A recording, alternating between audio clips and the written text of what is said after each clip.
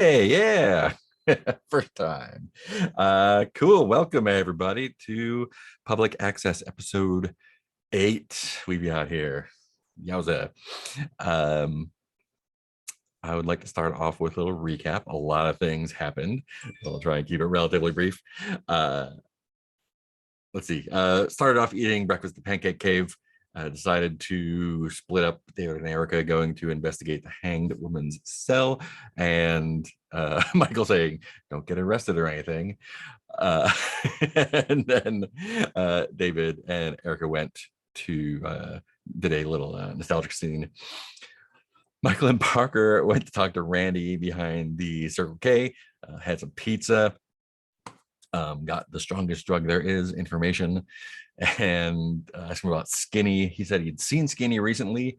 Really shocked that he's dead. Pretty freaked out about it. Have I been smoking dead guy weed?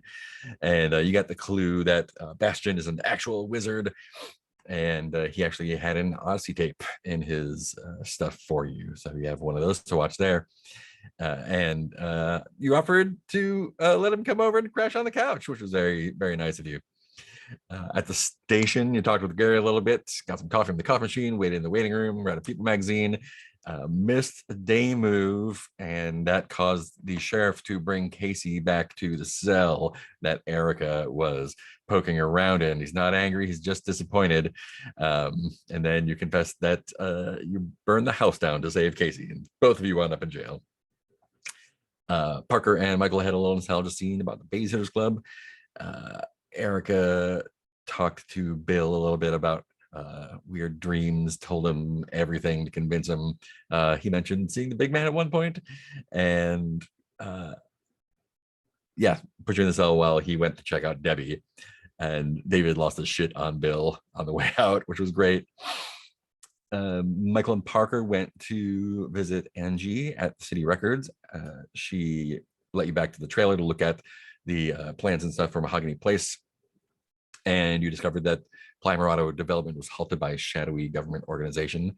And on the way out, Angie mentioned that there was your friend in the gray suit was looking for Michael while you were back there, and she gave Michael her card because she likes movies too, and big old movie night. Erica called Michael, told him the deal. You answered the Welcome Travelers question, part one. The games are being held in the sewers that lead to an abandoned missile silo, and we got a complication on that, which probably means it's going to be more dangerous. In our night phase, Michael visited Erica in jail, and they had some good talks.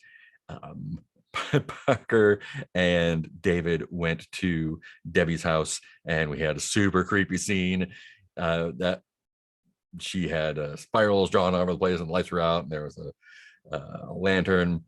She turned around and had the knife that had gone missing and jumped at you, but you threw the lantern at her. She exploded in fire and is gone. And you found the sheriff locked in the basement. So that's cool. But he's rescued. That's all good. You told him all the creepy things that are happening, and he agreed to let you go ahead and not interfere as long as no one gets hurt. Debbie, when he came in, was watching a tape in the VCR, and that got you another Odyssey tape there. And on the way up, Parker asked the sheriff to look into their record. Gary let y'all out of jail. You wound up at the 24-hour Burger King, and when the other two came in, we had Erica and Michael kissing, but they were there. Cool. So that's what happened last time. We are at our day phase right now. Bring up the keeper. There we are. Cool. So we are back at day, and we talked a little bit in Discord about how days and nights aren't specifically necessarily exact 24-hour day and nights. The time is a little bit, it's sitcom time, so it's a little bit flexible. You probably have a chance to sleep and take a shower once in a while, go to the bathroom, whatever you need to do. Reviewing so you have 2 Odyssey tapes to watch if you so choose. There's also still 3 mysteries current: the Deep Lake Lurker, You still have the question, where is the creature's lair, to answer. That's a complexity 4. Yeah, plenty of clues there. Greetings, travelers. You answered the question, and so now you just got to go down to the missile silo. You can resolve the mystery by locating the current location of the underground game of serpents and sepulchers, and then convincing the would-be gamers to give it up. And the Blackleaf Circle, whoever they are, will be an ongoing danger in the campaign. And we have the Whisper still going. Current question is the Whisper a supernatural infestation or a man-made experiment with a complexity 4? And we have 3 clues in there. So it is morning, a morning. What would so where are you all after that explosive night? Are we going to the pancake cave? You can go to the pancake Parker cave. does Parker need a morning off from cooking breakfast? I think it would make sense for Erica to want to buy everyone a pancake cave breakfast because y'all sprung her from jail and almost died in the process. You guys want to go to the pancake cave? Yeah. Yep, let's go to the cave.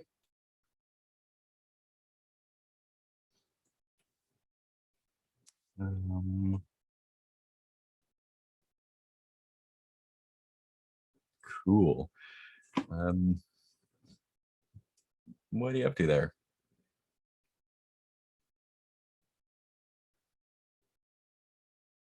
I'm imagining some. Oh, go for it. I was going to ask, how coupley are Erica and Michael at this point? How what? How coupley? I'm gonna go ahead and say probably not very. There's some awkward silences and looks, and I think Erica tried to make it to the booth fast enough to sit next to David. Mhm. Did she succeed, David? Sure, but he's like trying to sit as close to the wall as he can. I think he feels a little bit weird about this development. Not necessarily disapproving, just like, God damn it. There's some awkward, definitely some awkward silences on her end, and getting the menus. Hey guys, like, look, breakfast is on me today. Thanks for coming to get me last night. Like, I'm really sorry about what happened with Bill at the house. I was just trying to, get him off our backs. Obviously this backfired. I don't know why Casey was going to take the fall for us, but he didn't say a thing. He didn't rat us out. He was going to get arrested so that Bill didn't know that we burnt the house down. Anyways, yeah, sounds like you had a really exciting night, Parker and David. So yeah, like, order whatever you want. Exciting is one way to put it. Yeah, I'm never around when that stuff happens, I've noticed. You trust me, you don't want to be. It Yeah, doesn't I don't think I want to be. I'll stick to the movies for that. You guys can Yeah. handle the real stuff. Next time Yeah. you go deal with a possessed woman. That was a lot. And I think Parker is gonna, like, after we order and whatever, definitely order like a huge stack of waffles or something. Parker's gonna look at everyone and be like, hey, I gotta tell you guys something. And they look like super nervous. And they're like, I know some stuff's been brought up, and David, you don't really know all this stuff, but there's a reason I just asked to, like, give you guys rent or whatever and not put my name on the lease. Which I'm just making canon right now. So I was incarcerated for like 5 years, about I just got out about a year ago. Yeah, Michael And like spits. Years? yeah, years. So yeah, you guys are pretty, I hope you guys can be chill. Don't kick me out. But anyway, I mean, that's we're that's what's not going gonna on. we're not gonna kick you out, right? I mean, like, what'd you do? That's a rude Okay. question to ask. You can just ask someone what they went to jail for. Well, yeah. But what if they kill someone? I'm not I saying think you I killed think someone, thought- Parker. I'm killed just Parker saying someone kind last of what night. flinches at that. Yeah. Well, kinda, I guess. It was an accident. I mean, I don't exactly remember what happened, but I was driving out of town. I was going to move out, and next thing I knew, I was waking up in a jail cell and was told that I hit into a family, and that I don't know, that I killed him, and I don't actually know what happened, but yeah. So anyway, I have a bad rap with cops, and I don't know. I just wanted to be honest with you guys. Wait, did they Hold the not have phones. evidence or anything? They just threw you in jail for 5 years? Yeah, that's what I was gonna say. Like, They you said don't I was even know if you did it? intoxicated. Yeah. And that- apparently they ran tests at the hospital, but I didn't get to see any of that paperwork. I asked Bill to look into it because I don't actually know what they charged me with. I was 19. So they couldn't charge me as a minor. And I did get into a couple fights, so they kept extending my sentence. But yeah, Did it happen here in town? right outside the county line. Did they tell Hmm. you the names of the family? I want to look into this. I just know their last name. They kept a lot of details from me. Wow, that's not shady at all. Yeah, that's why finally a friendly cop gonna ask them to look into it. That's good. I'm sure Bill will help you out. He's a good guy. Maybe now's not the best time to ask for favors from Bill, considering recent developments. Well, you guys did save him last night, right? Yeah. Okay, that Yeah, I you thought guys it some saved him Yeah, we goodwill. did. Okay. I've talked That about might how be the you're one going- for one. I mean, I would say saving his life definitely outweighs other things, but you don't know how some guys are. He could be petty. He could take it out on us. Take what out? Saving his life? Oh, are you gonna make me say it? Well, while we're all clearing the air here, and I'm like, we're sitting next to each other at this point, so this is getting a little heated. Look, Bill has a thing for me. He told me when we were in lockup, it was definitely the wrong time and place for him to say such a thing. It was very inappropriate to say it that I didn't know he had a thing for me. That is funny. So that's it. That's all that's going on. What do you say, Billy? I said that is funny. That's what Michael says, and she's like, I didn't know he had a thing for me. Like, yeah. Good one. Now, do you think perhaps it would be beneficial for him to continue to have a thing for you without him finding out that, you're currently attached? I think. Okay, first of all, huh? And second of all, what the hell is wrong with you people? Bill What? asked if I was stringing him along.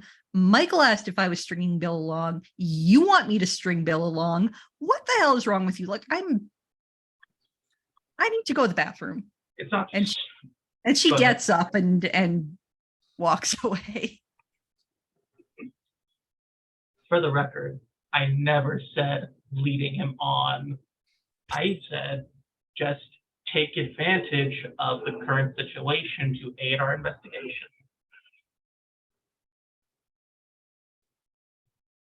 I think that was maybe not the smoothest. You could have brought that up. I'm seeing that now. Like, Erica does not hear you. She is, Yeah. unless you yelled that across the pancake cave. after. He's explaining himself to the others. Yeah, Michael just nods while he's eating. What can you do? I'm on your side with that one. Probably a good idea. So like, are you two gonna be weird around the house now? Do we need to set up like relationship house rules or something? Good idea. We should do that. I'm not I don't have all the answers for that. It seemed like kind of a one-off thing to me. So I mean, who knows? That's like the vibe I got. It was Just like a one-off. So you were just making out one time? That's I mean, I'd like to make out more than one time, but you know, you can never know.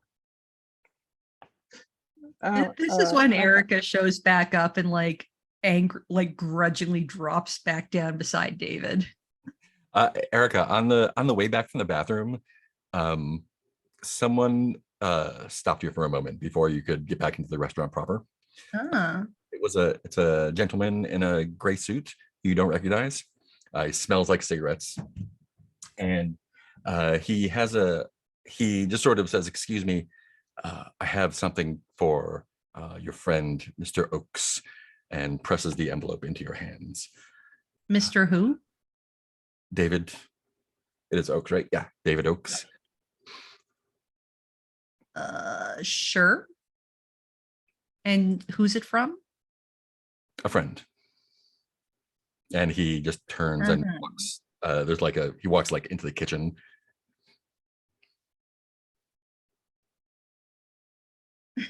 So, quick rewind.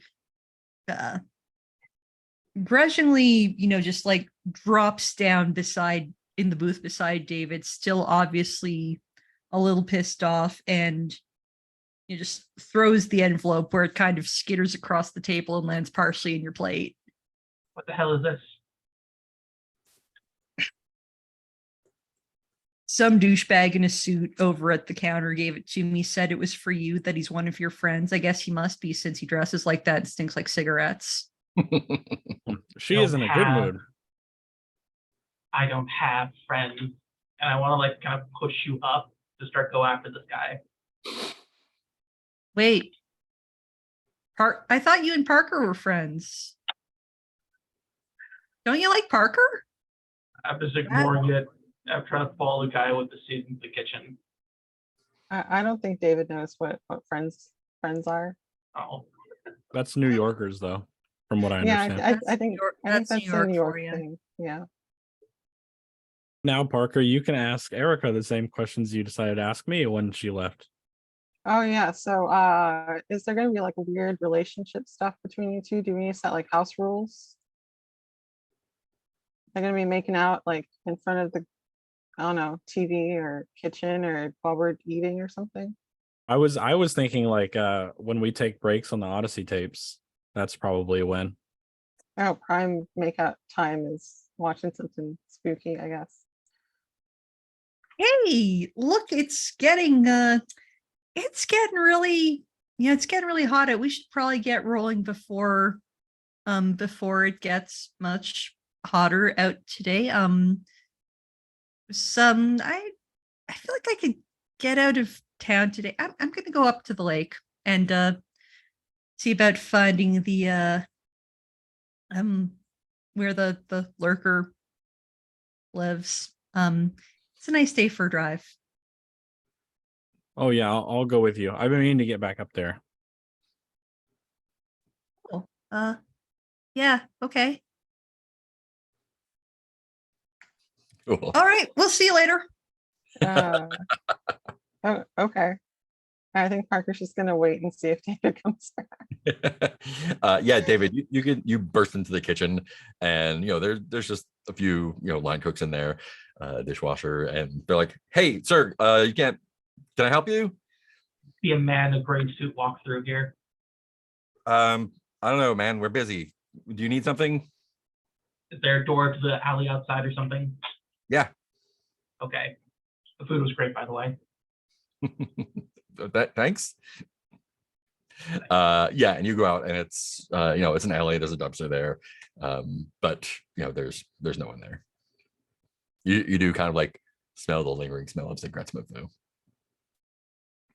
I think I'm gonna look around for a while and go back to the table. And I think seeing Parker there, I'm just like, oh, did the lovebirds decide to fly the nest? Yeah, I think they're gonna go to Makeout Point or something. I'm sure there's plenty of unpleasant mysteries to find there.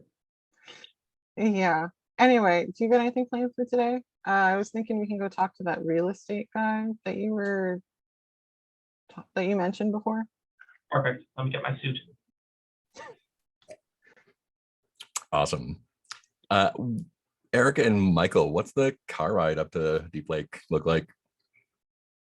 Yeah, whose car are we taking? We can take your car.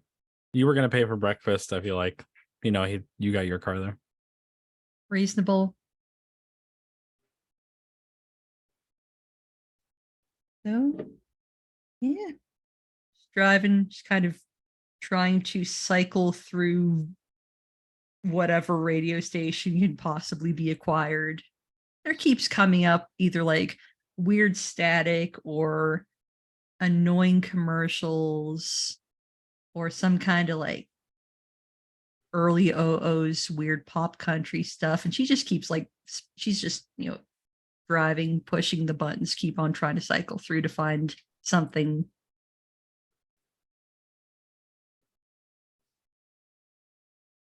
Yeah. So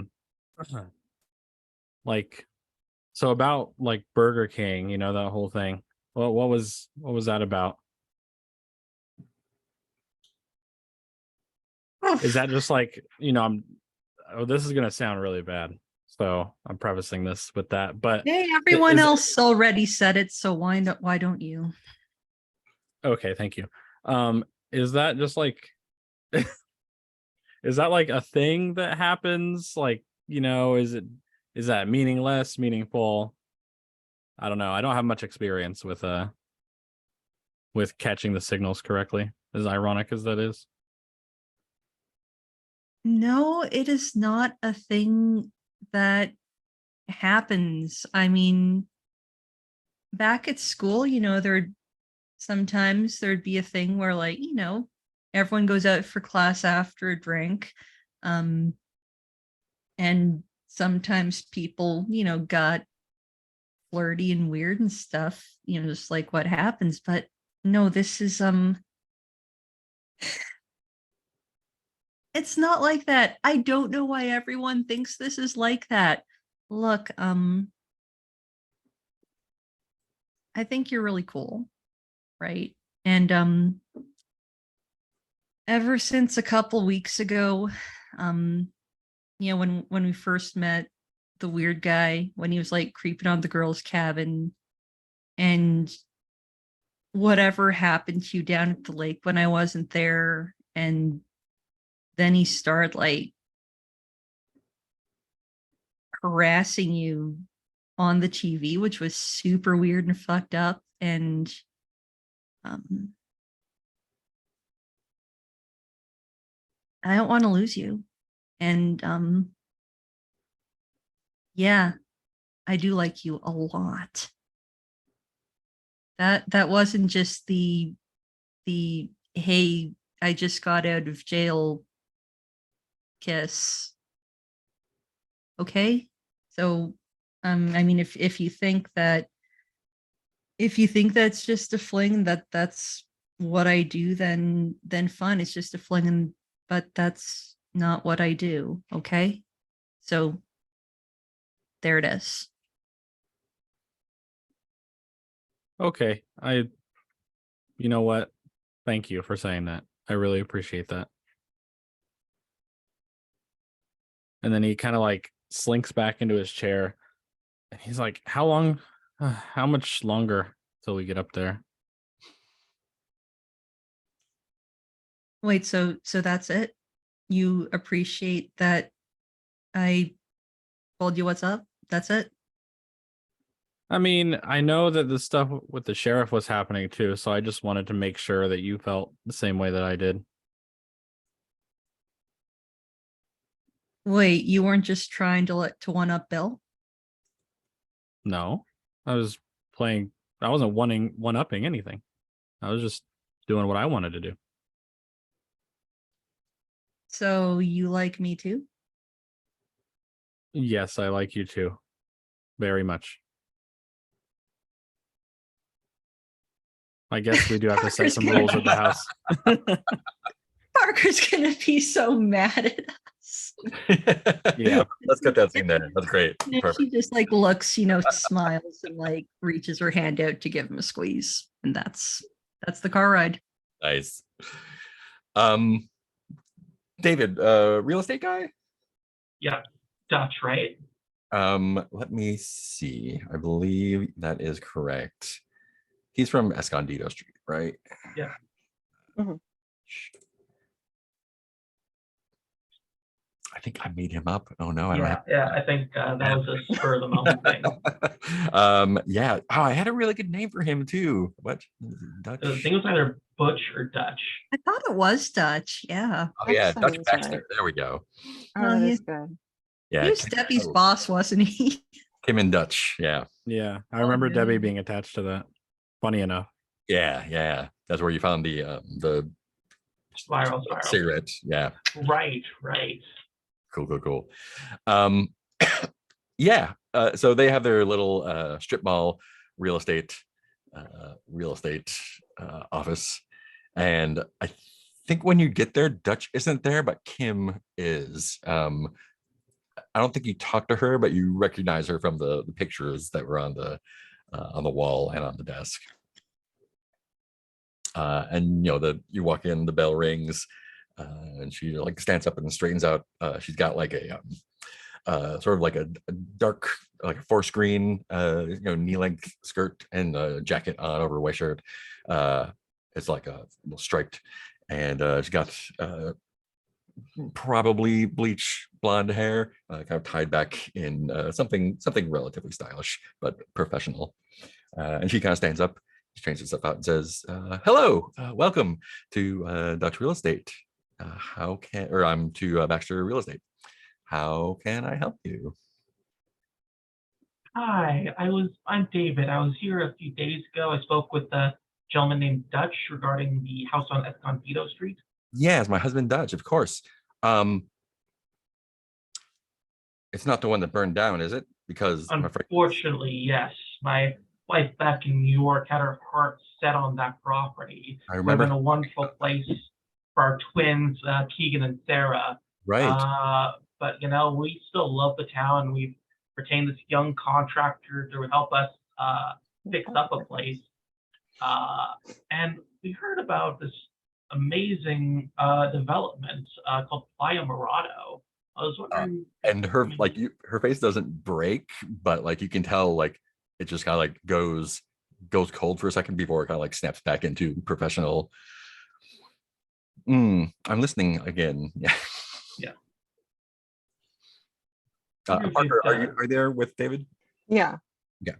Yeah. I think Parker pulled like a clipboard and is wearing like just a white shirt and jeans, trying to look contractory. You Nice. stopped at Home Depot to get you a nice little tool belt. Awesome. So what are you asking about? Just to find out, what's kind of the inside scoop on Playa Morado. Oh, I'm afraid that development on Playa Morado was stopped a while ago. And all the units except for the show house, I guess. But you probably can't move into that one. Well, we would still love to see it for research purposes. Oh, of course. Yeah. You know what? Hang on here just a moment. Would you like some coffee?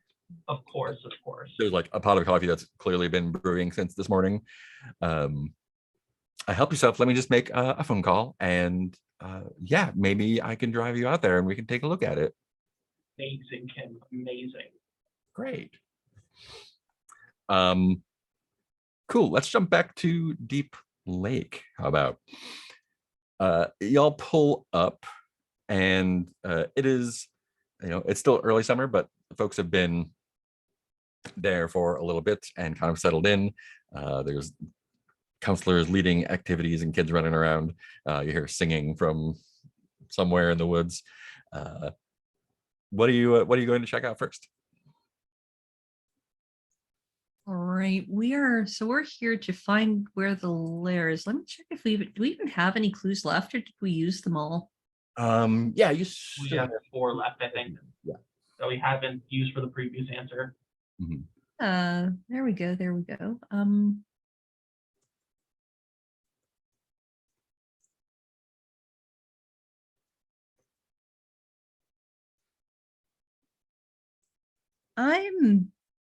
I'm thinking we still need to snoop around a bit more to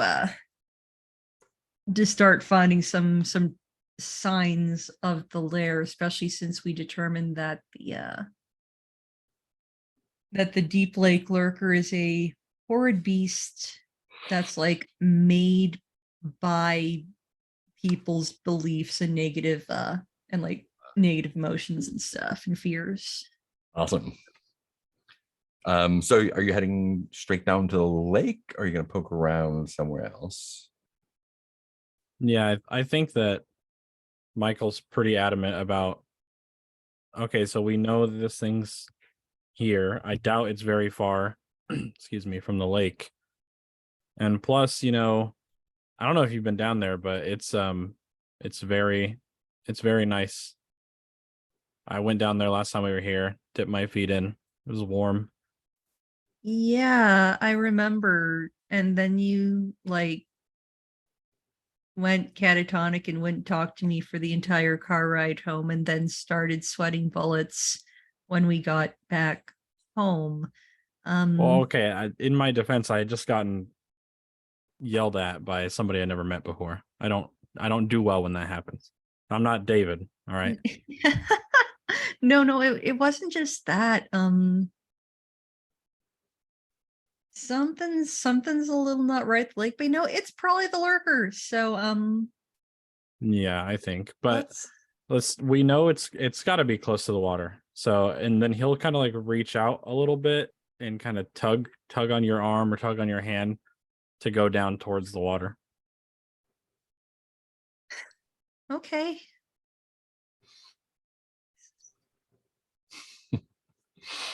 Cool. As you head down there, it is not too long before you see a guy like power walking towards you. He's got like cut off shorts and like a 70 like a graphic t-shirt with the sleeves cut off, orange Crocs, and just like a big 70s mustache and aviators. And he's kind of like tightly kind of walking towards you, and as he approaches you, like very firmly puts up a hand and says, "Hold it right there. What are you doing here?" Is this guy like counselor aged? No, he's the older. Are your parents? You don't look like parents. I don't recognize you.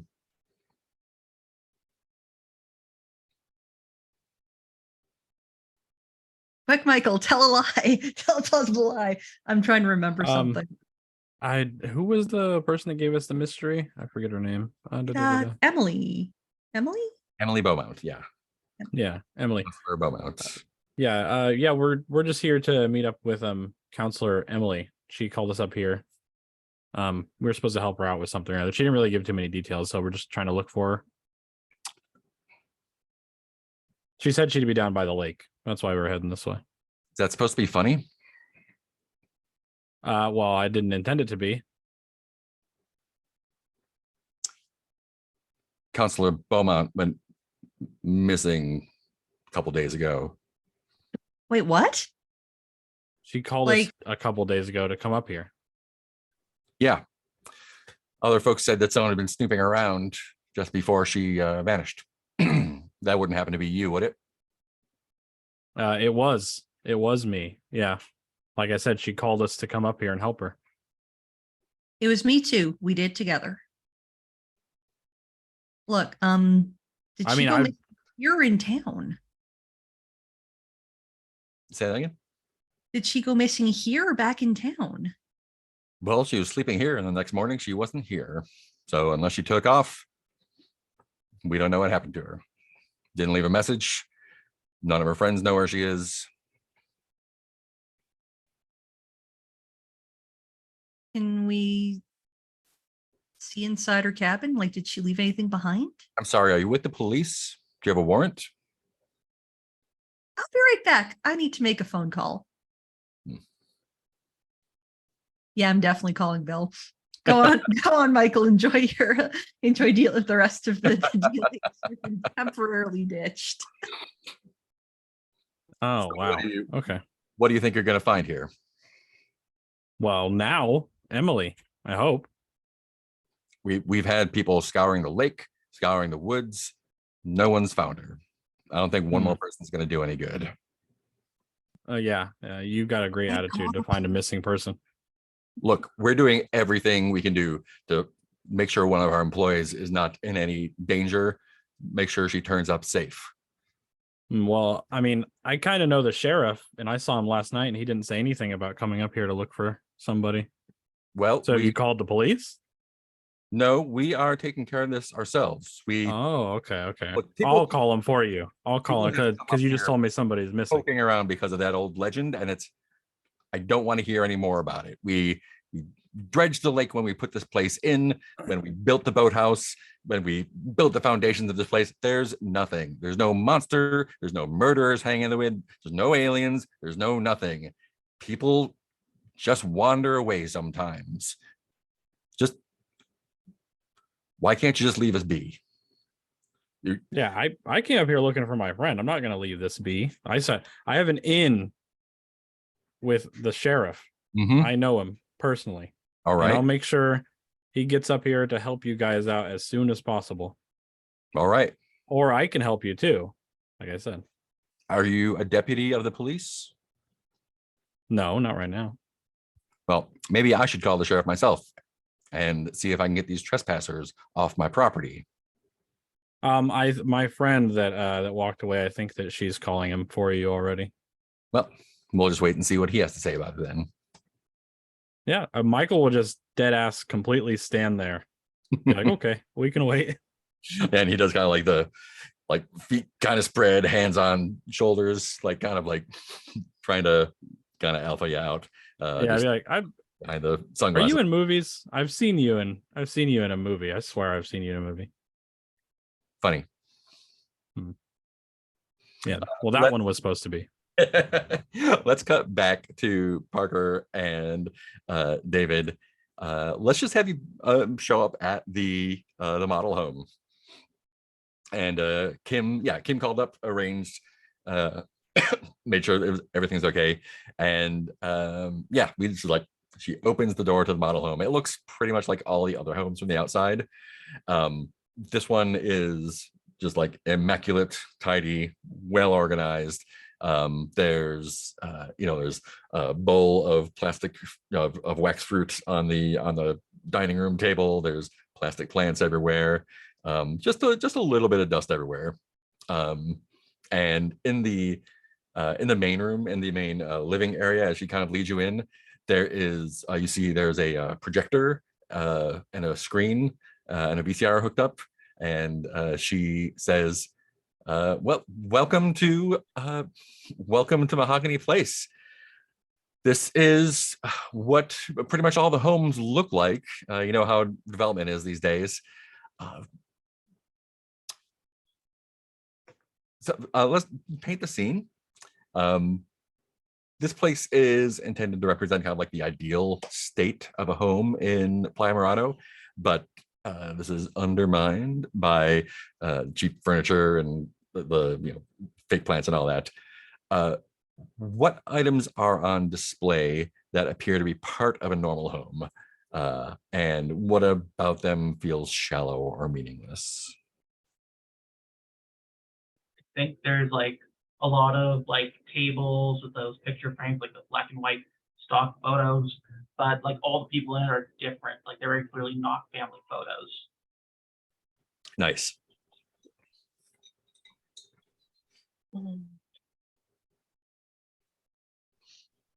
I'm gonna say that on some of the, like on the rug, you can see where they tried to like tuck the like price tag underneath. And so everything looks very like they just bought it and put it here.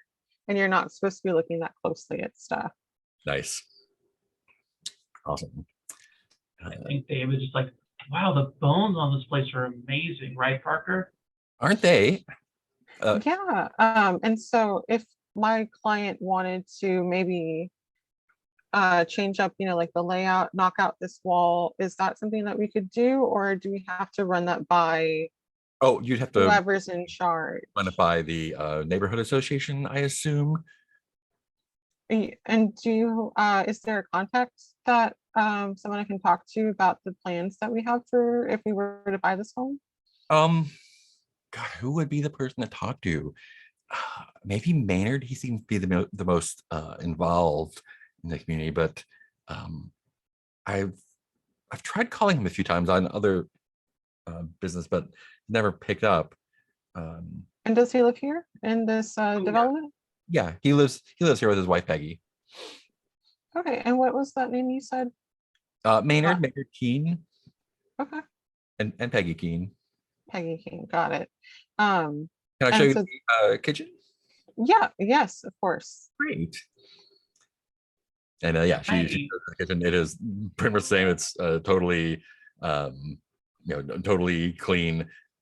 There are no appliances that. Thank you. There are no appliances plugged in or anything, but there are again like the there's a little glass thing of pasta that has clearly been there for a while, and the refrigerator is not plugged in, but there's bottled water in there. And she kind of awkwardly opens up and shows you off and offers you a warm bottled water. Thanks. Parker's just gonna put that like in their pocket. Can we see the upstairs? Of How many course, bedrooms is it? it's 3 bedrooms. 3 bedrooms. Oh, that'd be perfect for the kids. Of course. Oh, you have kids? That's right. You said that. Keegan. Yeah, and my twins, Keegan and Sarah. Fantastic. How old? 13 and 16. Oh, you're probably ready for them to get out of the house, huh? Yeah. And also David's like 25, 26. So these ages just make no sense. Busy guy. Yeah, and she shows you upstairs. It is pretty much the same as the rest of the house. It is pristine, completely fake, and slightly like no one's been through here in a while. You can tell, a little dusty. And so some more, just some questions that I have written down here. When were these houses developed? Excellent question. They were fairly recently, so I'm going to say in the last 10 years. Okay. I don't think I have an exact date, but yeah, she gives you a date in the last late 90s. Okay, good. So these seem to be standing really well, so that's a good investment. And is there any sort of like, do you know of any sort of intake procedure or things that you have to go through besides just purchasing the house? Oh, well, like I said, there's no units available, so I don't. I in case someone moves, we want to keep our finger on this pulse in case vacancies happen. Does that happen regularly? Do people usually No one move has out? moved out as far as I know since they moved in. I know poor Miss Suarez I mean, I don't think she's going to be moving anytime, but there may be a vacancy in the next few years. Wonderful. Wonderful to hear.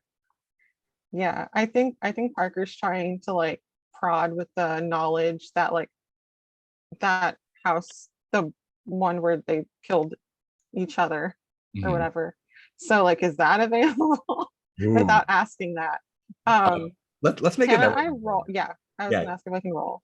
Cool. Sounds like presence, unless you have a different idea. Yeah, presence is fine. Cool. So that's just Do you have items you like 2d6. to use? You have a few of them.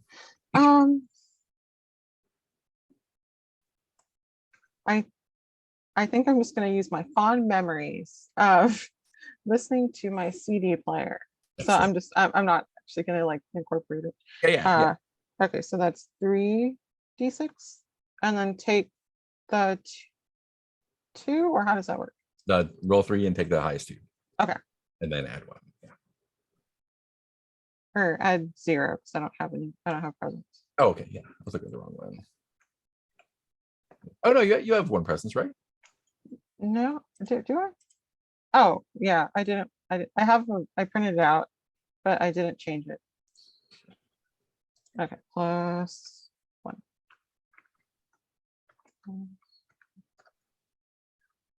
Ooh, that is a 13. Nice. Man, my dice are hot. Ooh, nice. Yeah, let me see.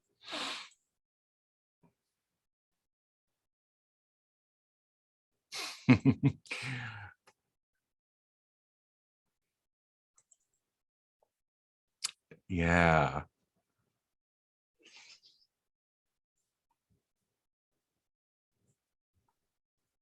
Ooh, yeah. So as you know, as you're asking that, she's showing you the rest of the upstairs, and when she turns on the faucets to show you the bath in the bathroom, the water kind of like hammers a little bit and sputters, and then when water does come out, she's turned both taps. It starts out normal, but then pretty much immediately turns kind of like urine yellow. And the clue is in there now, vaguely yellow tint. It's pretty yellow. And ooh, yeah, she, looks kind of embarrassed. And she's like, oh, no one's been using this house for a while, so there's probably some rust in somewhere down the line. Probably not in the house's plumbing, but you never I'm know. sorry, but this is just unacceptable. I can't expose my twin, my beloved twin, Keegan and Sarah, to this kind of unsanitary health risk. Of course. Maybe I could. And she like looks like she's pondering for a minute, trying to like you see a little twinkle. You know that she's come up with something, but she's kind of like pondering to sort of put on a show. And she says, I could show you the Lennis's place. I think it's technically still a crime scene, but it has been used more recently, so you can kind of get an idea of what it occupied. Oh, that's wonderful. That's actually how me and my wife got our duplex back on the Upper East Side. Oh, There someone was got murdered? horrible gang shootout, yes. Oh, wow. Yeah. Wow. I'm glad you're moving here. It's much safe. It's not. It's there's probably less crime overall. I'm sorry. This Doesn't the lake have the highest disappearance capita in the entire northern hemisphere? Oh, I wouldn't know. I spend a lot of time looking at listings, not a lot of time looking at the news. Of course. Cool. Yeah. And so she takes you downstairs and locks up, and we will come back to the Lennis household after the conversation with Erica and the sheriff. Oh boy. Why don't you This just tell me how that went? Yeah. Oh, you want me to like sum it up Or or actually, let's make a day move for you for that. Yeah, what are you afraid might happen if things are weird for whatever reason, either the jail or anything else from last night?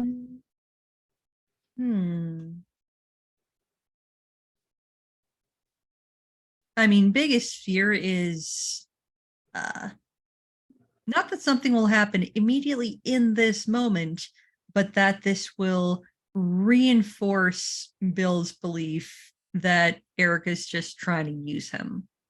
Yeah. Okay, cool. Composure or presence sounds right, and it looks like you have a 1 in both of them. Yeah.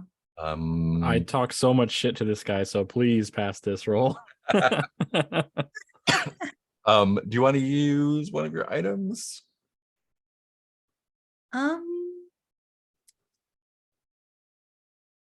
Yeah, since I've been asked to help this roll along, let's use the little sardine can survival kit that Erica has, kind of been poking around at the camp, and I don't know, using the little water purifier tablets in the kit maybe, and something didn't go right when she tried those with the lake water. And this guy hasn't gotten the police involved in missing persons case. This is all very fishy, and I have evidence. Mhm. I'm gonna mark that. So that's 2 dice, or 3 dice. That's 3 dice plus 1. Yeah. So let's see what we got. That is a 10 plus 1. That is an 11. Great. Yeah. So tell me, that's a full success. Tell me how that went down. Cool. So yeah, she called him and just got straight to business before he could start to get much of a word out about last night. She launched right into how, hey, we have another missing person with and the camp is trying to cover it up. Now you know that there's a lot of weird stuff happening in Deep Lake. You believe it, there's weird stuff going on. And even if there weren't, they're trying to interfere with a crime or a potential crime or a missing person. So are you down there now? It sounds like you're outside. Yeah. Michael and I are at the lake right now. We were coming to check out, the other thing, the creepy thing happening down here with the lurker that we told you about. And when we came down to the lake, this guy with a 70s like Miami Vice mustache came and told us that no one was allowed to go down to the lake, and he confessed that Emily Beaumont's been missing for 2 days, and he never told anyone, and told everyone else at the camp to not tell anyone. Okay. Oh, okay. Do you need me to come down there? I think so, or at the very least, like, I could pass you the phone and you could talk to him. I don't know how much trouble he's going to give us. I don't know. Maybe it would be a good idea if you. I don't know. Which you prefer? What do you say? What do you want, Billy? You want me to call him down here for extra spice, or just pass the phone? Him showing up would be pretty fun. All right. Yeah, you know what? This mustache guy is clearly he thinks he's a big shot. I'm not convinced he's not going to try to give us the runaround even after if you just talk to him on the phone. So yeah, please come down. He says she's been missing for 2 days. Cool. I think we do a wipe cut to the sheriff's car pulling up next to yours. A little dust, blowing up the lake. And as soon as he does, mustache guy kind of starts doing his little power walk towards the sheriff. Sheriff just gets out and says, "Hey Billy, I hear you've got a missing persons that you haven't called in. What's going on?" And he starts giving them the same spiel that you did about them taking care of their own stuff and all that. And then he starts going into and these busybodies, I can't tell you how many people come looking. Anyway, can you ask them to please leave? They're trespassing on my property. And yeah, sheriff's just like, oh, hold on. Let me take a statement about the missing persons, and we'll see what you can do. So I think the sheriff's got Billy tied up for a little bit. If you want to poke around. How many bills exist in this universe? All right. Let's Just I the one think this bill, is this is Billy. I think can tell this- you from experience, there is a very distinct difference between the two. Yep. well, one's a bro, the other's a bra. That one's for you, Andrew. This guy's just a dick. I think this is a good time for Erica and Bill to kind of exchange a glance over Billy's shoulder, just be like, yeah, we're just gonna go down for the nod, and And the sheriff, like, sees you guys like, Did you- let's Erica and Michael hightail it down to the lake. cool. So you're going down to Lakeshore. You're taking the lead on this one, I think, Billy, because you've got some kind of sounds like you've got a vision here. Yeah, I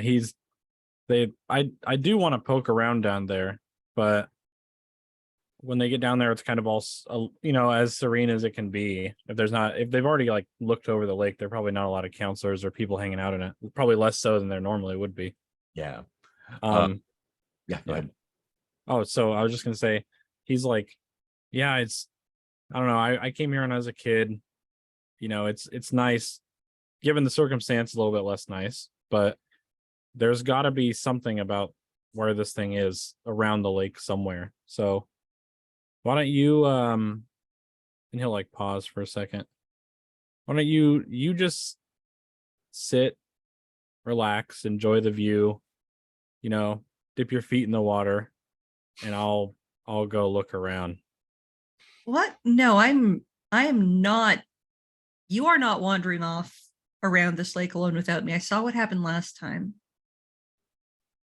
Okay, well, how about, and he kind of looks back over towards the two, they're arguing or whatever, probably far away at this point. Mhm. He's like, okay, well, I really just want to sit here with you for a minute. So can we do that? Yeah, we can. I mean, wow, we have the weirdest timing in the world, but yeah, we can do that. I don't know. I just, ever since I was a kid, I'm not much of an outdoorsy person, but I like this place. I never got to come here. It's my Perfect, first even time better. coming here. So you never felt how good the water is here then? No, just the pool in town. Well, I mean, I'm not going to tell you to dive in or anything, but trust me. And he'll like kind of sit down and just kind of put his feet in right at the edge.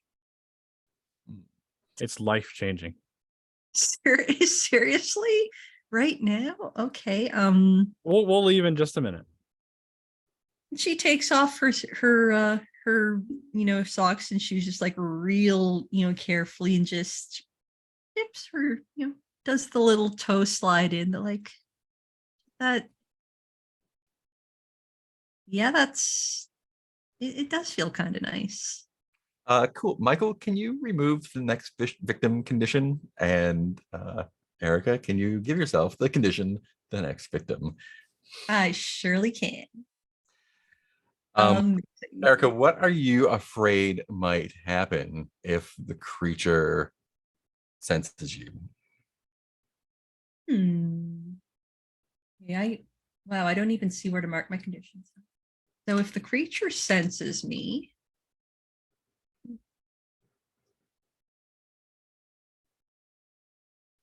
my favorite complication for these kinds of games is getting a passenger, so to speak. And since we've established that the lurker is created by belief in it, by fear of it, by all that stuff, almost like a creature version of the whisper. Yeah, that's the fear. I'll get a little extra kind of, not necessarily voice talking, but thing pushing me. All right. This is going to be a day move with sensitivity. So unless you want to use an item, it is straight up 2 dice. And this is to determine whether or not it senses me? Yeah. I'm not going to use an item, but we'll see if a key happens. Let's see how bad this is. That's a 2d6.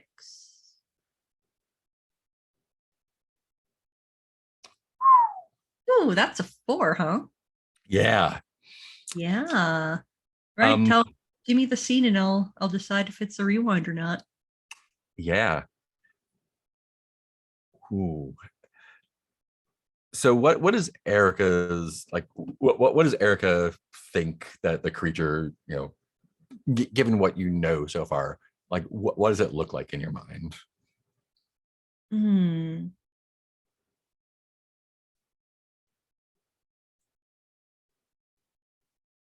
It looks like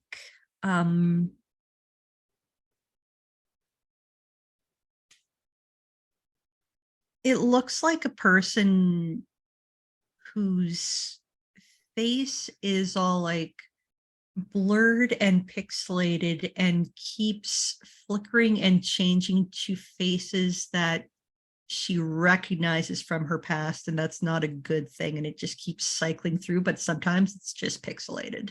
Hmm.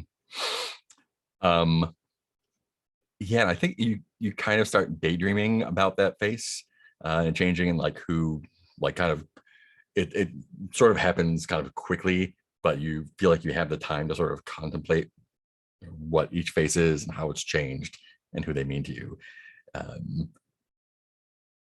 Michael, you see the water near you. It almost looks like it's starting to ripple a little bit, but then like the ripples start turning into little like squares that go up and down, and it's almost like the water near where Erica's feet are start looking like a TV screen on static almost. And then she's just sitting there kind of smiling placidly out of the lake, and she slowly just starts sliding in until she is fully submerged under the water, and the water turns back into water. Would you like to turn a key on that one? You don't have to. I mean, there's a point where, yes, I do want to turn a key because I don't want Erica to die here, but I also want to see what Michael's gonna be able to do about it. How hard and fast is the time for turning keys? Because the way I see it is, if there's a failure here and things go really far south, it's either my key or your key. Yeah, unless you want Erica to die. I don't know. No, not dramatic enough. So yeah, what I you want mean, to? The question is, do you want to try to save her? if he's And- given the chance, yeah, if he's given the chance, he'll like fully go in to the water to try to pull her back out. I think take that the makes for condition back. way better cinema. Excellent. Personally. Cool. Michael, this is going to be a night move, even though it is daytime. What are you afraid might happen if you can't get her in time? I'm afraid that Erica will be lost. Yeah, and it's going to be worse than that. It's going to be it's not only going to be both of you, but not only will your bodies not be found, but the people that know you will quickly start to forget that you existed. Boy, that escalated quickly. And this is going to be sensitivity again, which looks like -1 for you, unless you want to use if you also want to use a item. You have your advantage too from Parker, right? Oh yeah, the feeling good, was it? Oh no, did Billy freeze because of the storm? Oh no, that's Oh timing. no. Just very thoughtful. What can I do? Break. Yeah, let's take 5. It was actually great. I was gonna break in just a as soon as he came back. There he goes. Hey, yeah. yeah. Let's take a break for 5. Wow. Okay. Keep an eye on him and see if he comes back. Cool. Right. We'll see y'all in 5.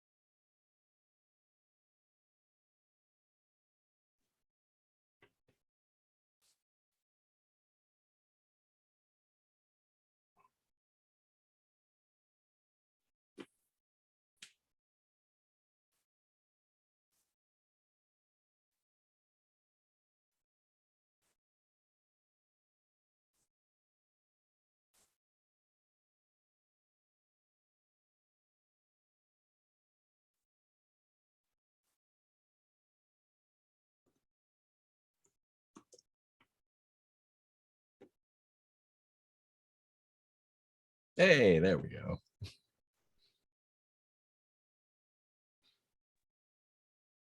I'm back. That's so perfect. Motor- That break brought to you by my power going out. At least you're not in Texas. It might never come back. Yeah, so it flickered, right? Everything kind of came back on. But then my mind went to, oh shit, is Comcast gonna screw me on this? Because you never know with good old Xfinity. What's the last thing that you caught? What's that? What's the last thing that you caught? I was about to go over to the dice roller. That was the last thing that happened. Oh, thank God. Perfect. I kind of had the gut feeling a few minutes before, so I had said something in chat in case anybody's listening. Yep. No, people are listening. The dramatic the drama upping is off the charts. I'm so here for it. I knew it because when I was driving home right before we started playing, it was like 90 degrees outside, and then as soon as I came in the house, it was pouring rain, and I was like, "That's not ever a good sign." Oh yeah, raining inside the house is the good sign. Exactly. Heyo. As soon as I came in, you should see right behind me. There's just a giant puddle in my living room.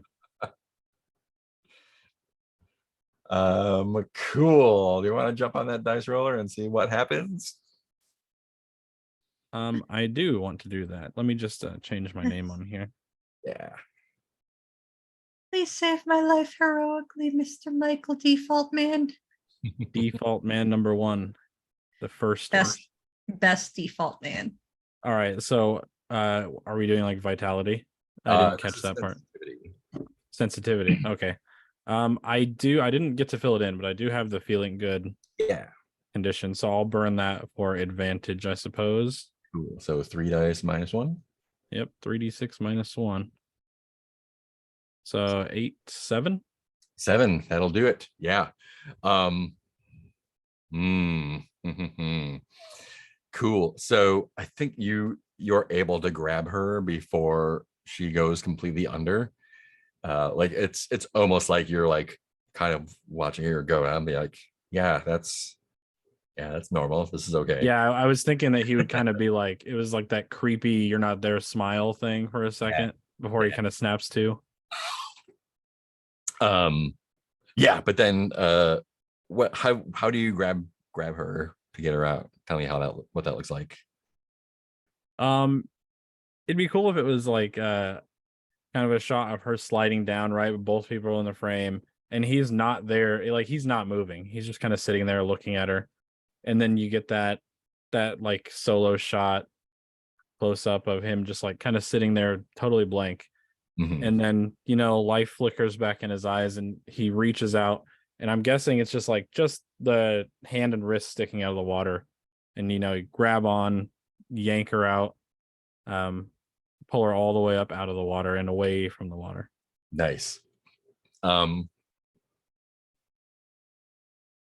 Yeah, and I think Erica doesn't really fully come back to her senses until she's all the way out of the water for a few minutes. And it's kind of it's a little you're unsure whether or not you got her in time. But yeah, she then kind of just like comes back to it, and like almost from her perspective, it's like you were sitting at the lake and now you're staring up at Michael. And I think you're going to get the condition static, we'll call it. You want me Call to it take what? it or Erica. okay? What's this condition? Static. Static. Yeah. Oh, and that first one should be the next victim, not the next condition. Oh, right. Talking and typing strikes again. Easy mistake. Thinking and typing strikes again. Yeah. I think there's just this moment of Michael, what are you doing here? You went into the water. You went in. I barely got you out in time. Kind of looks down and sees that all her clothes are wet. Uh, okay. Okay. Um, but I wasn't in the water. You were. The only thing sticking out was your arm, and I barely grabbed you.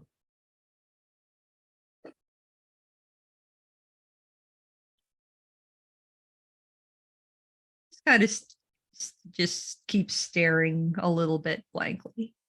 Nice. Yeah, let's he's gonna like kind of get her up and he's not telling her to stop like sitting and resting, but he's gonna get her farther away from the water.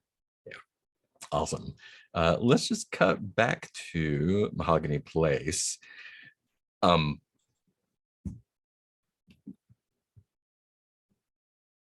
Kim doesn't have a key for the Lannis household, but the front door is open. It's unlocked.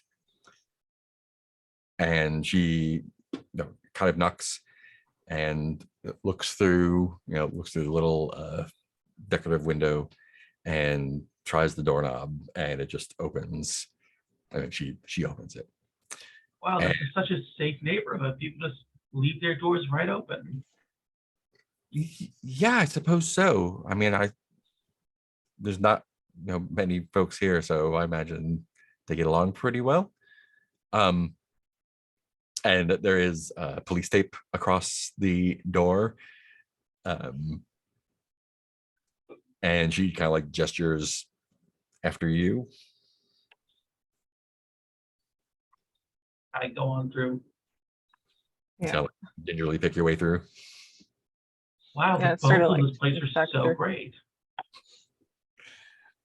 And yeah, this house looks like the other house, almost identical, except much more lived in. There's not only like furniture that's clearly been used, and kitchen utensils and whatever. There's no TV for some reason. There are a lot of, it looks like there's a lot of boxes kind of like in the hallway and maybe in a spare room that were just never unpacked when they moved here. And the whole place kind of smells kind of like sweet and musty. So paint the scene question. Mr. and Mrs. Lannis were the picture of a loving elderly couple whose marriage stood the test of time. What around their home suggests this union was actually deeply flawed?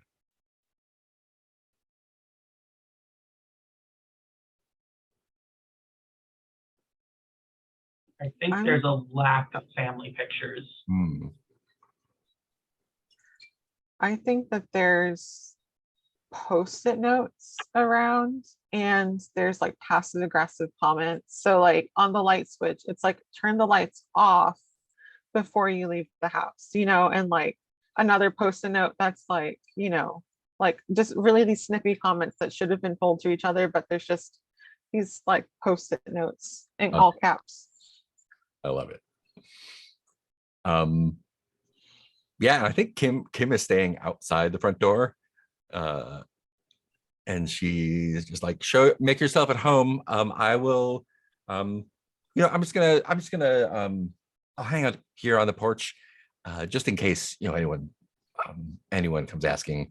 I'll just let them know that you're just looking over the place. Thanks, Kim. You might wanna- Hey. What room did the murder take place in? in the cul-de-sac outside during Okay. a party. Yeah, during the street block party. We would have hated to interrupt a crime scene. That's good to know. I think Parker immediately wants to go upstairs and try to see if I can find the master bedroom. Yeah, and it's the same place as it was in the model home. Again, lived in. There are two beds. But yeah, same kind of thing. Some unpacked boxes, undone laundry, knickknacks all over the dressers. Are you looking for something in particular? I think I want to look at like like the walls and the corner of like the rooms and stuff, especially because we found that microphone in Bonifacio's couch. I want to see if there's anything that looks camera-y or like microphone, like surveillance-y stuff. Yeah, excellent. That sounds like a straight up investigation move or Can metal. I use I guess I'll use breeze and Yeah, it sounds like just okay.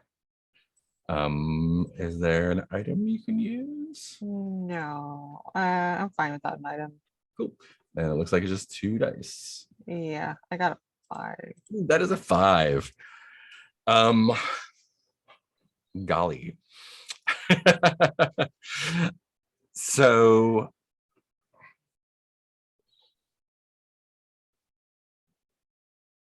mm-hmm. Ooh, yeah. You know, you're looking around, you don't find anything in the corners. It all looks pretty mundane. And then you hear shouting from outside, and you hear Kim scream, and then someone yelling at her, a man's voice yelling at her. David, where are you at this point? I think I was at that scene hearing the scream. I want to go outside and see what's happening. Yeah. Yeah, and so there's a little it's not like a full porch, but it's like the what do you call it? The little entryway there. There's a word for it, I can't remember. And Kim has a step down off of that, kind of like in a little walkway between the house and the street.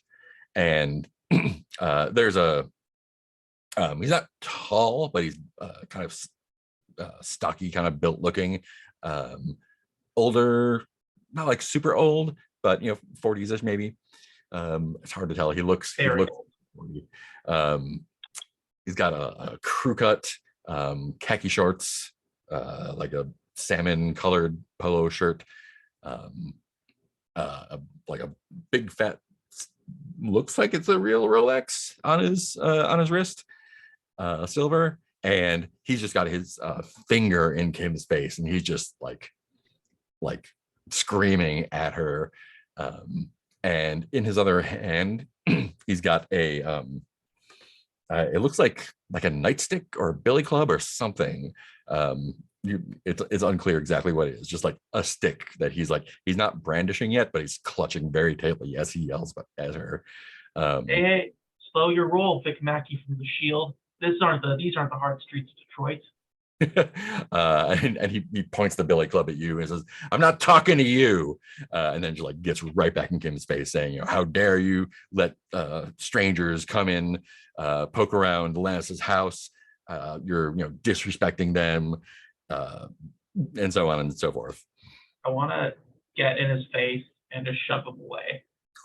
All right. Yeah, let's make a vitality roll. What are you afraid if he does not take kindly to being shoved? I get a nightstick in the face. Yeah. To the face. Yeah, totally fair. Let's see. Any items? No items. Oh yeah, we got some items down there. Those are my clues. They're clues. Cool. Yeah, so that is just 2 dice straight up again. Say a little prayer. An 8. Awesome. Tell me what you say and what you do. So you can... I want to say, as he's messing around with the nightstick, I just want to grab it, and I do almost like a judo lock to try and wrench it out of his hand. But in the process, it hits my cheek pretty hard. Nice. I'm gonna amend that a little bit. Say that you actually got the nightstick and pushed him away, but he grabbed you and headbutted you at the same time. And I'm not gonna give you a concussion again. Broken nose. You do get hit in the head a lot, but I think it does. Like you do fall down. You're not out, but you just like it knocked on your ass down there. And he kind of like takes a couple steps away, is now directing, his anger at you. And it's, there's a lot of words happening really fast. And he mentions a gun at some point, but you don't see anything at hand. Parker, what are you doing during all this? I think by this time Parker's already come downstairs and maybe saw David getting into the altercation with the guy. Mhm. I think they're gonna run up and be like, hey, what's going on here? Kim, are you okay? I think at this point Kim has actually Did she Uh, leave? she ran to her car. Yeah, Wow. yeah. That's So fair. David took the heat off of her, and she's like, "No, thank you." um, Yeah, so Parker's just gonna be like, hey, what's going on here? yeah. Let's make a presence roll for that. All right. What? What are you afraid he might do when he turns his attention to you? I am afraid that he's gonna fight Parker as well. Okay, cool. This feels like a presence roll, Okay. Um, which is 2 dice plus 1, unless you want to. What was whacked back? I'm trying to remember what that was. oh, I don't remember. I think that was from the bar fight. Yeah. Okay, yeah. I think Yeah. you're the just straight up there. Okay. Unless you want to use an item. No, just gonna go for it. 2d6 plus 1. That's a 7. 7. Okay. Cool. And your intention was to get him to bring it down a little bit. Yeah. Just I was like, hey, what's going on here? Maybe if he keeps talking or starts talking, he won't start fighting. Yeah. And he kind of like, just gets real tense and real red, just takes a breath, and like he doesn't look like he's calmed down much, but he is no longer yelling. And he's like, what are you doing in there? I mean, through gritted teeth. We were told we could go in there for a house showing. Nobody goes in there. I'm really sorry. We really didn't know. Don't We were apologize told to it was this ape. okay. What was that, David? Don't apologize to this ape. I kind of like dust myself off, kind of wipe the blood off my nose. I think Parker's just like, dude, like I'm trying to calm this guy down. And he just like points. He's get out of here. Sure. And so I think Parker's gonna try to like grab David's arm and be like, we need to get out of here. You'll be hearing from my lawyers.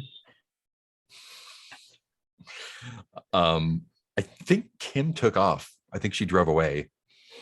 Smart. Okay. So Yeah. I think Parker's gonna be like, I think I know somewhere we can go. And they're gonna walk over to Bonifacia's house. Oh, nice. Okay, great. Love it.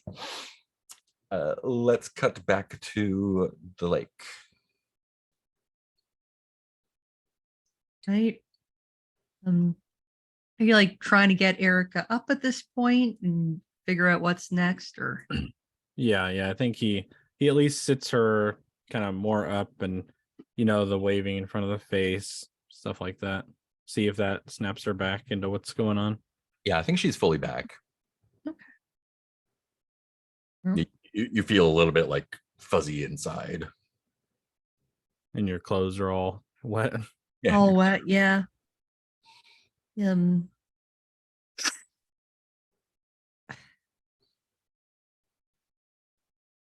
I'm telling you, I didn't go in the lake, but I guess it rained or something. Come on, let's go. He's like, you went in the lake. It's okay. I got you out of there. Right. I know. I was kind of feeling it from the lake too, beforehand. And thankfully you were there when I was feeling like that. So I'm glad I was here right now. Yeah. But Yeah, but you're that- right. Let's go yeah. somewhere else. Um, well, you know this, place. Lead the way. I will turn to Mark and say, is there any place from the mystery that we haven't gone to yet that maybe we could tap on? I think you've hit all the locations. Yeah, I think you've got. Yeah, I think you've got all those. So the locations, going backwards, the swimming pier, the lake itself, the beach, the walking trail, the boathouse, the main hall, and the loon cabin. You've been to all those places. Yeah, I'm sure that whole situation didn't take too long, but is there any, are they still kind of going back and forth, or have they left the area? We just kind of lost track of them. I think Billy has gone back to whatever hole he crawled out of, and the sheriff is there, just kind of like leaning on the hood of the car, the hood of the police car. Are you- Okay, yeah. y'all coming back to that area there? Yeah, I think so. I mean, like she's completely soaked and a little bit disoriented. So Yeah, and like when he sees her soaked, he like raises his eyebrows a little bit. It's like, so I don't recommend hanging out too long, but I got Billy occupied, at least filling out some paperwork for me. What time for a swim, I guess. yeah, she slipped when I was trying to show her the lake. Yeah, those Yeah, are yeah. neighbors over there. Michael pulled me out. It's fine. Yeah, it's, you know how treacherous it is, I'm sure.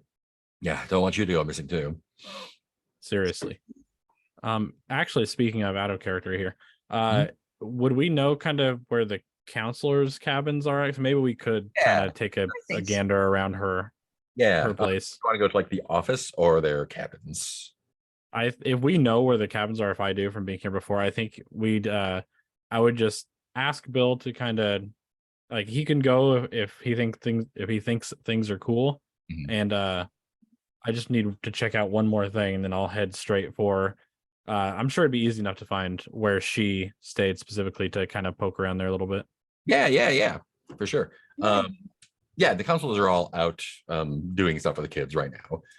So it's pretty, like, they don't lock their doors or anything here. So you can easily find it and get in there. What's Erica up to while that's happening? Going along, or Good. What do you want? What do you want there, Michael? Do you want to investigate yourself? Do you want to make this a duo? Oh, he'll be pretty adamant that she sticks with him. He won't leave her Okay, with the sheriff. cool. All right. Awesome. Yeah, let's go poke through Emily's stuff like we wanted to at the. So is I think David talked to Kayleen, the other counselor, before, right? Y'all didn't talk to the counselors, but you know where the cabin is, and it's just, one of many cabins, is not necessarily fancier than the other kids' cabins. It's just like, you can tell there are more adult / older teen things in there instead of whatever 12-year-olds have. Are you looking for anything in particular? It's just like, bunks, chests at the end of the bunks, not much else. Yeah, I just wanted to kind of pinpoint where her stuff was, if she's got like a section. Yeah, And then just like they have their names on their trunks. perfect. Yeah, I mean, if the trunk's right there and it's got her name on it, he'll pop it open and just kind of look in there and see if there's anything left over or something like that that points them in the right direction. Yeah, I'm gonna. sounds like a reason roll for meddling. Yeah, Erica's definitely like kneeling down, like leaning there, right in to look in the trunk next to him. A diary or letters or something. Yeah, if we can find her diary, maybe she wrote something about what's going on. All right, you said reason? Yeah. 2d6, and then I'll add 2. Oh, nice. 13. 13. Whew, boy. Let's see. Ooh, yeah.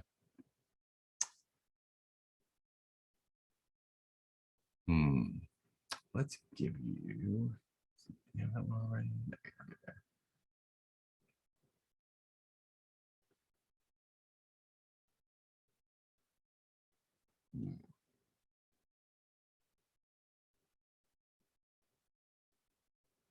I think in there's it looks like she didn't pack her things at all.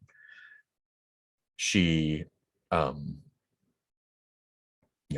there's like an extra blanket in there, some clothes, and at the bottom there are some stuffed animals.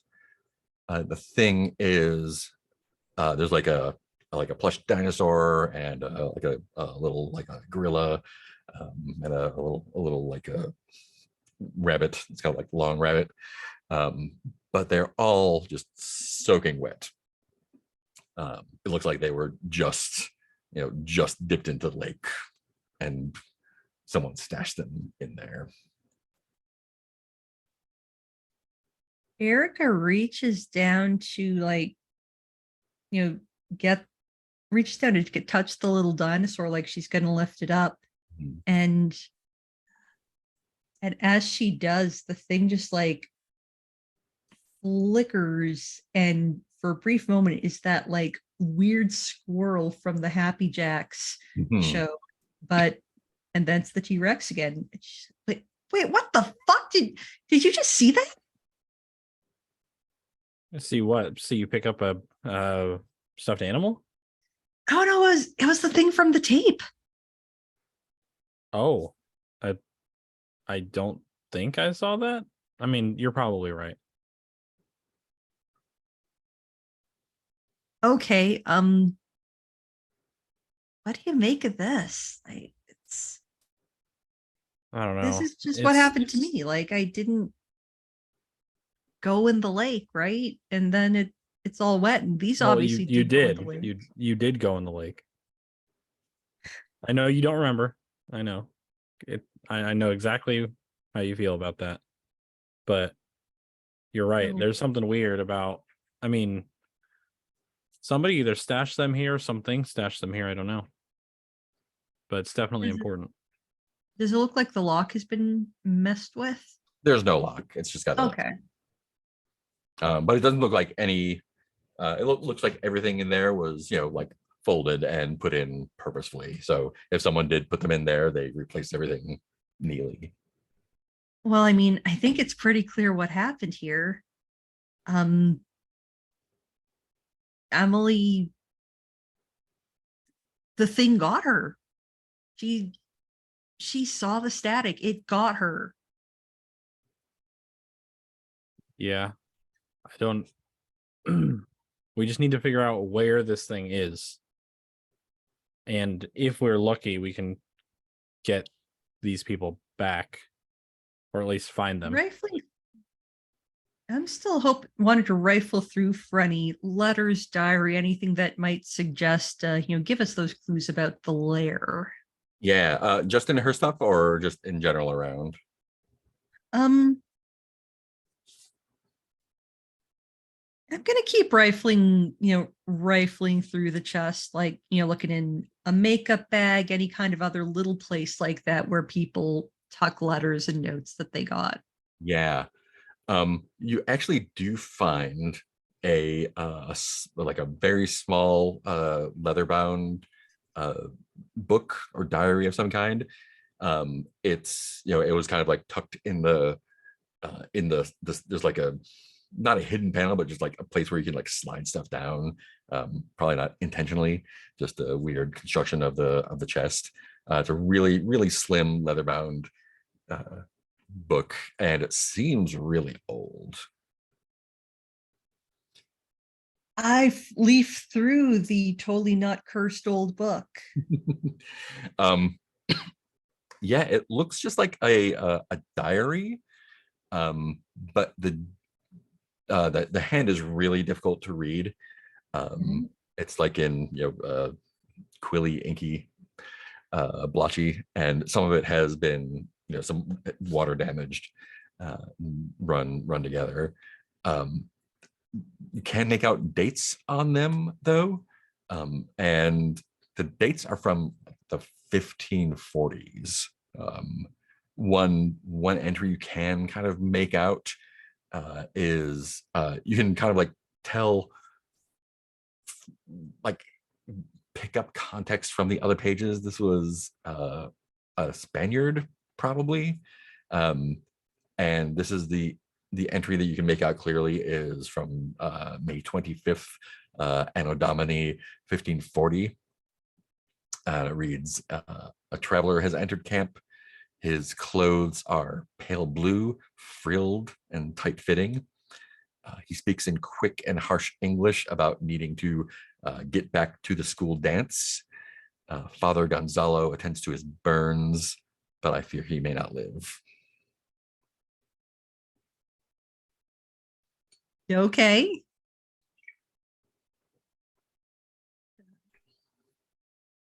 I just hold kind of reading this out loud, holding up the book, to Michael, who heads just like in the trunk, just right there.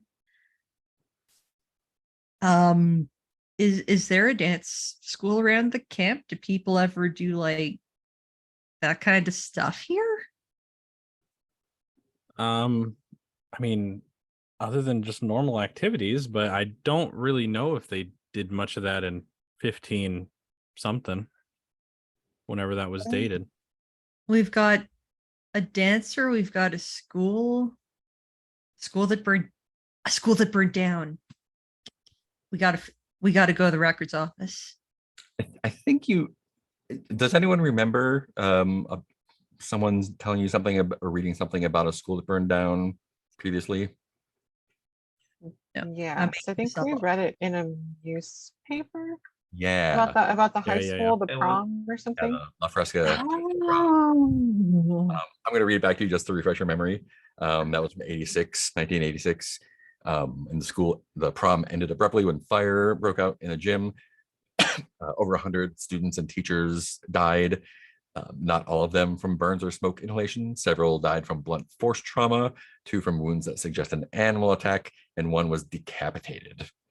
And you all kind of remember that event after reading about it. And that happened at the school. Mhm. Michael, I don't think the lair is here at the lake. Okay. So there's a lot of shit going on. And it's not just one thing is happening while another thing's happening. It's a lot of things that are happening that are all tied together by one thing. I guess. Well, let's take that. Don't leave it here. And we'll see if we can figure out something else. But it's probably, and then he kind of like looks at his watch. It's probably time for us to like get the hell out of this place, at least for right now. Right. You better hang on to this. My pockets are soaked. Yeah, that's a good idea.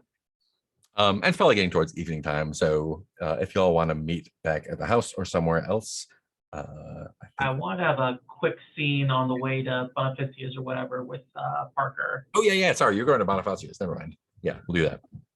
I just wanted to say that we're kind of walking down this cul-de-sac. David's all stuffed up with his nice suit ruined, kind of holding his nose back to keep it from bleeding. And just so you know, I had the situation completely under control. Yeah, that's the impression I got. Guy just surprised me as well. Did he say what he was doing there? No idea. Looked like a rent-a-cop.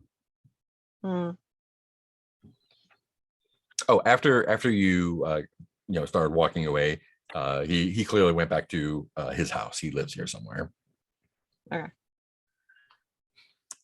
Yeah, but you can get to Bonifacio's house, knock on the door, and you hear like, "Oh, just a moment, please," from somewhere deep in the house. And eventually, she kind of opens the door, and the latch is latched again. And you were all there last time, right? David was not. Okay. Or, so- yeah. Yeah. Oh yeah, he was in the desert. And yeah, she starts to ask David who he is, and she kind of looks at your face and blanches a little bit. Scared, clearly. Oh, I'm sorry, Bonifacio. Do you remember me? I didn't mean to startle you. I remember you. Um, can we come in? This is my friend, David. He likes cats. Oh, I did you get into a fight? Yeah, it was that guy who lives there, and Parker's trying to point at like wherever we saw the guy go. Maynard. He's got a lot to prove.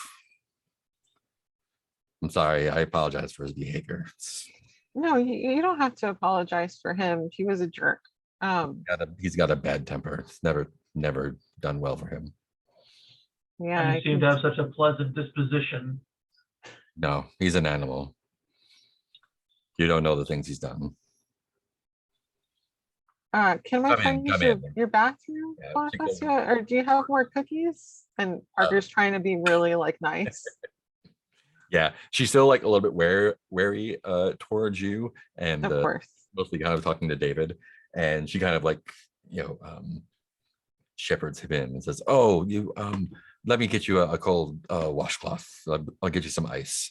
And she goes to the kitchen and gets a little dish towel with some ice cubes in it. And she's like, "Now lean your head forward. Not that you don't want to choke on your own blood."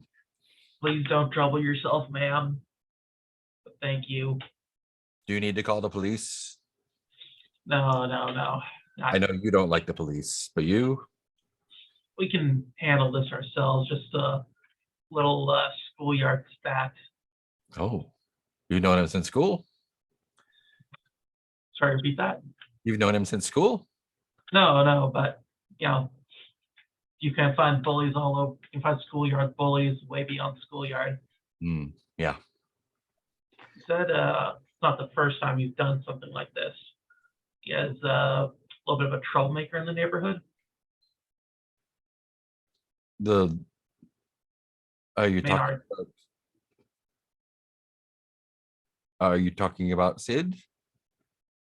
He's nice. He's a nice boy. Or she's a nice girl. Who said? She lives nearby. She's not any trouble. I don't think he likes her dog though. What makes you say that?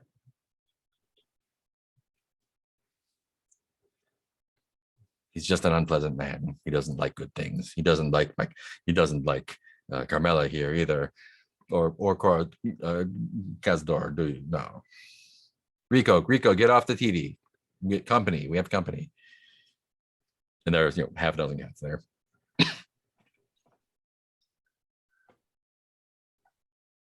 I think while this is going on, Parker's gonna call, I guess, Erica and Michael and see if they can come pick them up. Yeah. I think as she's sending to David, she's like, "Do you need a place to hide?" I don't need to hide from a man like that. Trust No. me, I had the situation completely under control. But they're still after you, aren't they? Who's after us? No, you. Who's after me? No one's after me. Unless the IRS has been in contact with you. Okay, I was cleared of all wrongdoing at the Enron scandal. I think someone still holds a grudge. I have done nothing worthy of a grudge. I am a likable person. I like you, You. but you know that's not true.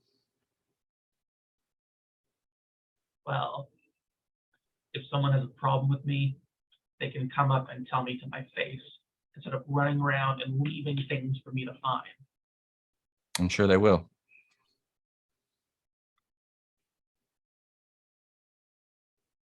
You're so do you use sunscreen? You should really put some sunscreen on out here. I took a little bit of a walk in the desert a couple of days ago. Have you seen a man around town, large fellow in a yellow suit? Who hasn't? What do you know about him? As much as anyone else. There's stories. Everyone, I think he's been here for a long time. I only saw him when I was a girl. Is he someone we can trust? Can you trust the weather? Not this time of year. But sometimes. Sometimes. Erica and Michael, when you get the call, you're coming to pick up your friends. Yeah, I'd forgotten that they didn't drive there because David drives a Lexus. um, I'm shocked that he let Kim drive them. Well, So polite. David, who did you call, Michael or Erica? It was Parker who called. Parker, who did you call? I guess I called Michael.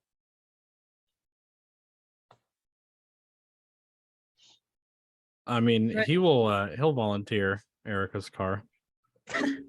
Well, We got to Get- get out of here anyway. get us out of this camp then. Cool. While we're waiting, I want to have a quick nostalgia scene with Parker. Awesome. Think maybe we're waiting on the porch and I'm sitting there with like the ice pack and a cookie. And I'm just like, listen, I didn't mean anything or dislike you when I said I don't have friends. Yeah, I think- that's fine. I think we have a great relationship, great working relationship. I've been great partners so far. You've saved my life a couple of times, and I think I did a pretty good job with that asshole earlier. Yeah, no, I think so. I just like don't have friends, you know. Like Well, what am I 12 years old? Like fucking stand by me. Well, I do think you have 3 friends. I hate to break it to you. So we're not just strangers you live with. I appreciate that, but the only person I could ever really call my friend was my sister. Oh, you have a sister? Yeah. She lives in Europe.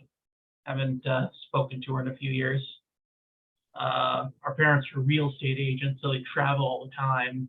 She really took care of me a lot.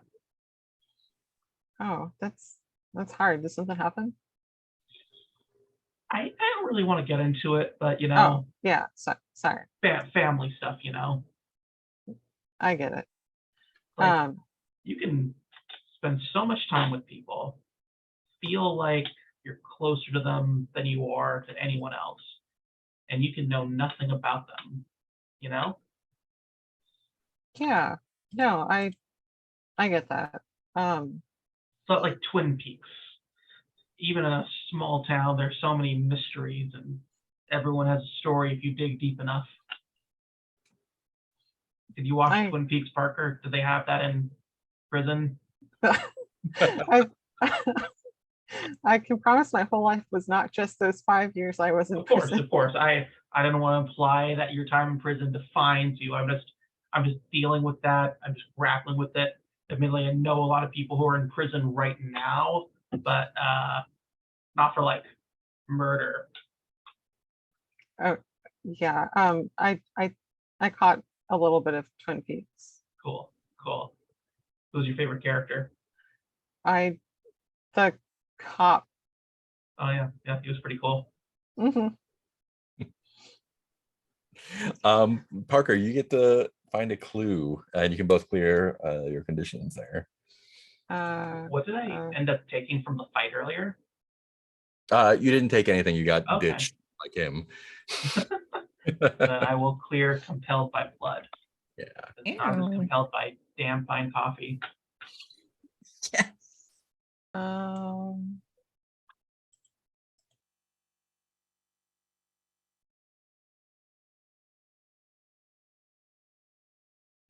I'm gonna say that I find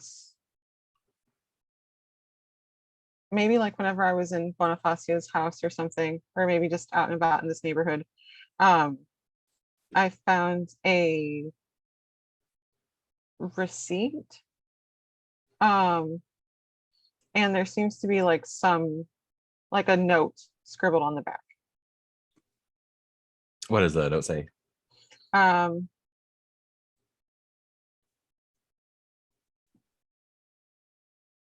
watch out. Nice. Perfect. Cool. Let's just have you get picked up and go wherever you're gonna go. You can go back to your house or somewhere else, but I think it is going to be dusk now.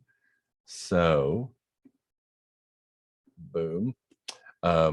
Moves. Collectively decide if you're going to watch an Odyssey tape. You have two of them right now. You have I Want My Video Beat and one labeled Static Woman Live Interview. I say we resolve one of these mysteries so we can get a new one next session. I am Alright. all for that. Yeah, that sounds good. To be honest, we could probably do either Deep Lake Lurker or Readings Travelers. We have more than enough clues for Deep Lake. I'd Yeah. like to get it knocked out, but I know you really want to do go the missile silo, so I like I'm Deep cool. Lake this session, personally. all right. Yeah, Cool. I And I think that can- sounds good. Yeah. Yeah. So cool. Let's take another five. Sorry, quick question, Mark. Oh, yeah. I got the envelope, I assume, as a clue for my move. But I don't Yes. think we ever decided what was in it. Yeah, you never opened it up. If you want to look inside, there are a bunch of photos that are they're kind of sepia tone, black and white a little bit, and most of them are just kind of like candid shots around a some sort of office. Looks like sometime in the 70s, and maybe it's just they were developed weird or poorly, but some of them have like, you know, sort of like the colored it's black and white, but some of them have like colored streaks in them, and some of them have like, you know, double exposure faces on them. You can't really make out exactly who it is though.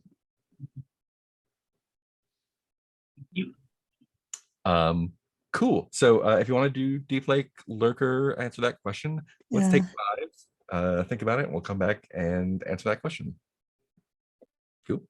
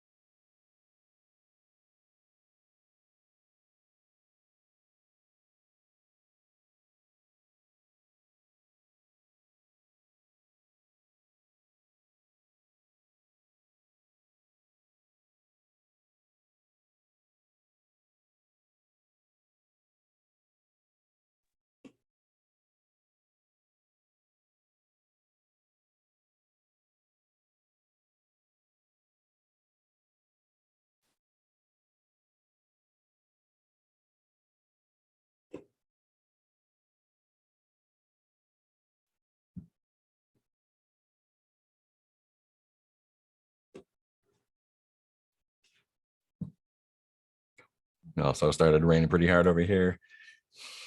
Hopefully it should Uh, be.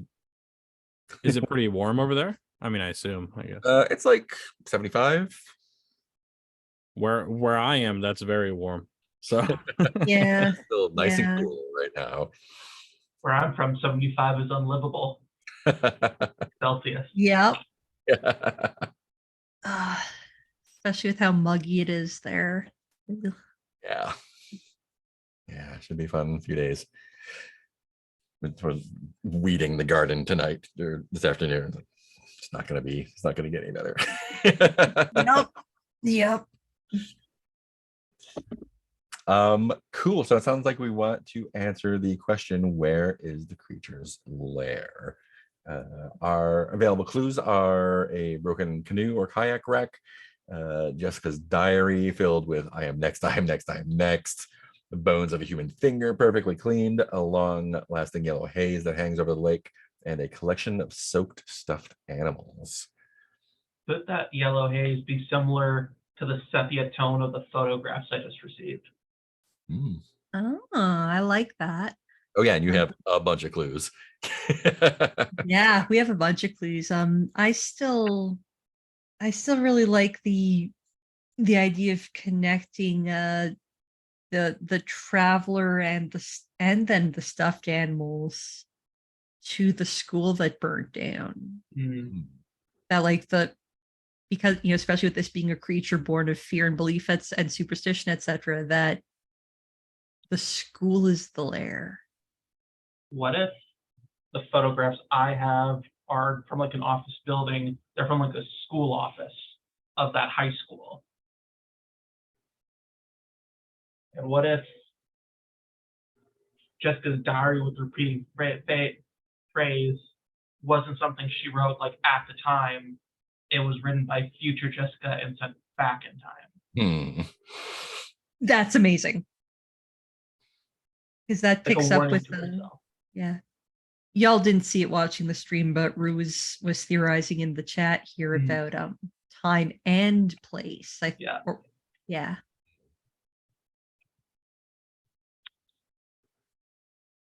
Like maybe the stuffed animals were from like the kindergarten class of the school or something. Like somehow this like that's very good. overlapping universe of Deep Lake, there's some kind of connection between where the camp is and where the school is. There's also just the inherent thematic connection of like a school and a camp where you have kids running around. Yeah.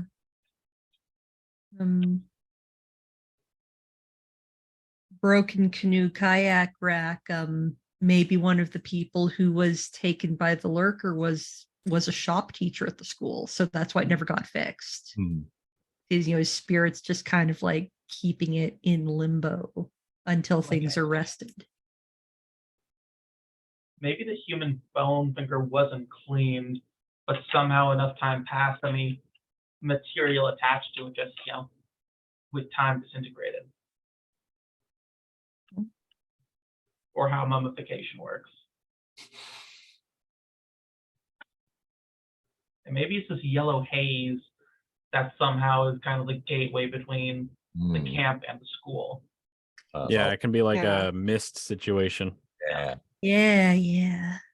Yeah, I do think the lake is the key of like it's either a rift or portally, like there's a tear somewhere there, kind of like there was in the Escondido house. Oh yeah, I like it. Yeah, nice. So that's why like the stuffed animals are wet. And that could explain the kayak rack, because if something came through there, maybe it can't be repaired on this side. And Nice. ultimately why they never found any like the bodily remains, Yeah, because they no were all bodies ever. moved to the school. Nice. Mhm. Cool. That all sounds great. That will let you roll 2d6 plus 2. Who would like to make that roll?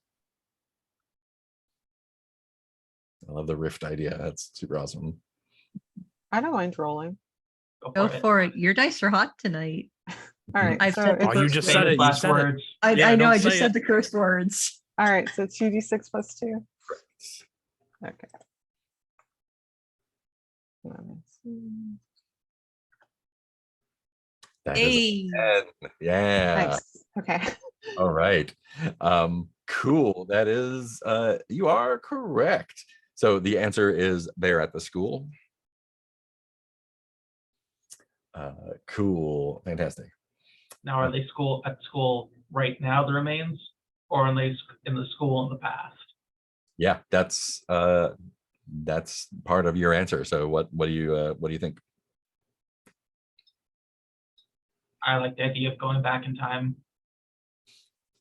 Yeah, Like, I think going through they're in the this. past. Nice. Cool. So now in this night phase, we can resolve the mystery by finding the bodies of the missing children.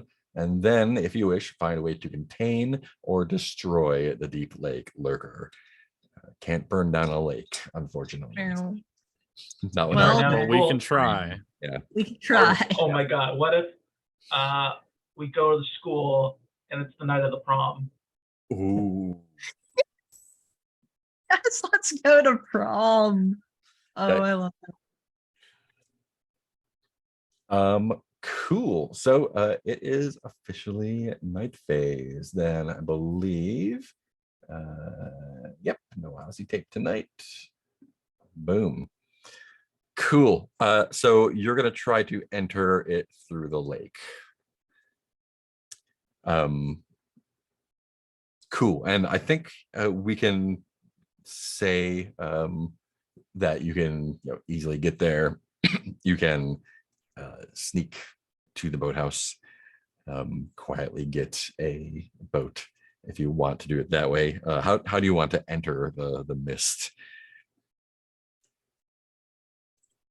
Maybe as it's gathering in the lake, we just have to jump through.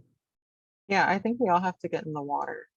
Because that Right. would make sense for what Yeah. happened to Erica, Exactly. seeing that like staticky, like it. past Stuff stuff. from the past. Yeah, Yeah. I dig it. Yeah, and the moon is like almost new, so it's very dark out, and you can get out on the water, in the water, however you want. Tell me what it looks like getting into the water or onto the water. David, are Okay. you sure we have to jump in? I mean, one small step for man, one giant leap for mankind. Okay, just like be careful, okay? Buddy system. Everyone like hang on to everyone else's belts and stuff. Maybe we all got like ropes tied to each other to make sure like we don't go to different places. Mm, ooh, that's Yeah. smart. nice.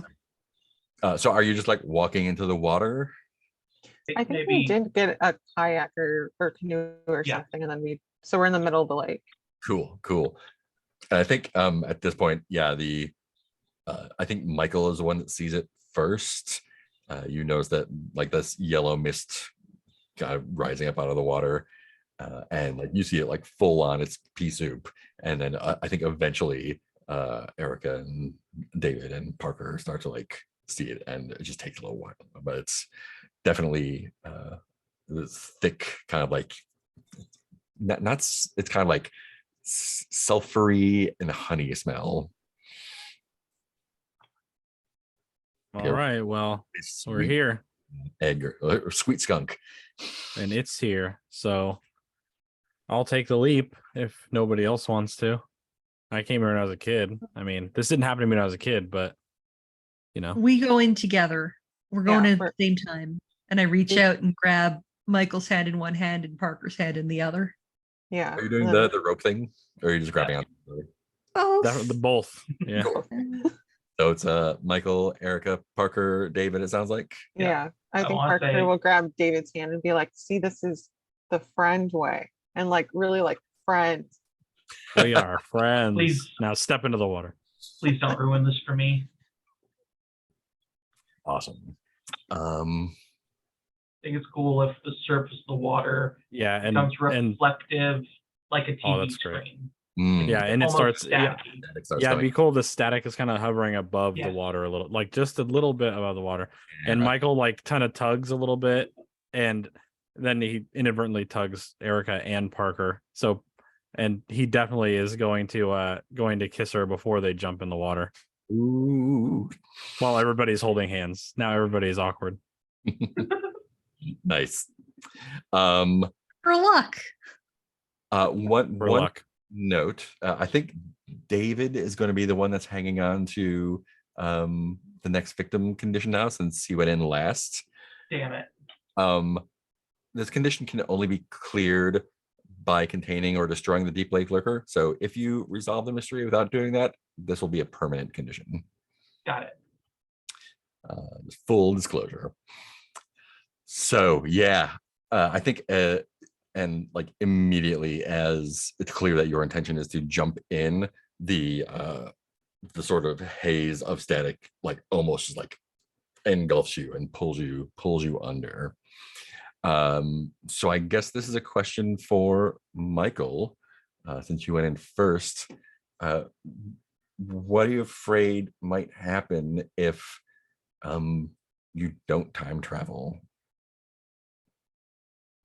I think I would be jumping in myself and carrying everybody else right into the lurker itself.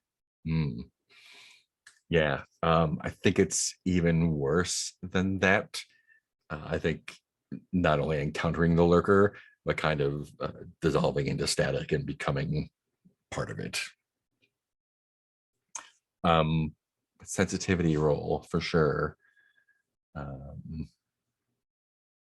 What would you like to try to use one of your items? Let me see what I have. Well,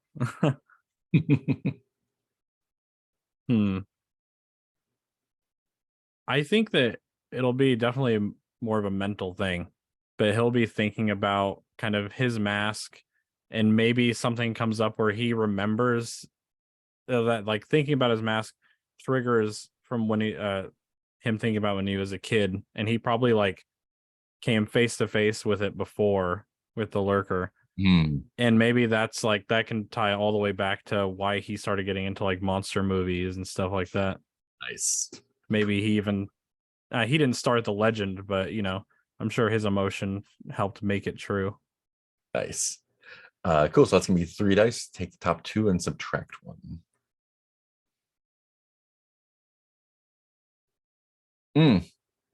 That's a 4. 4.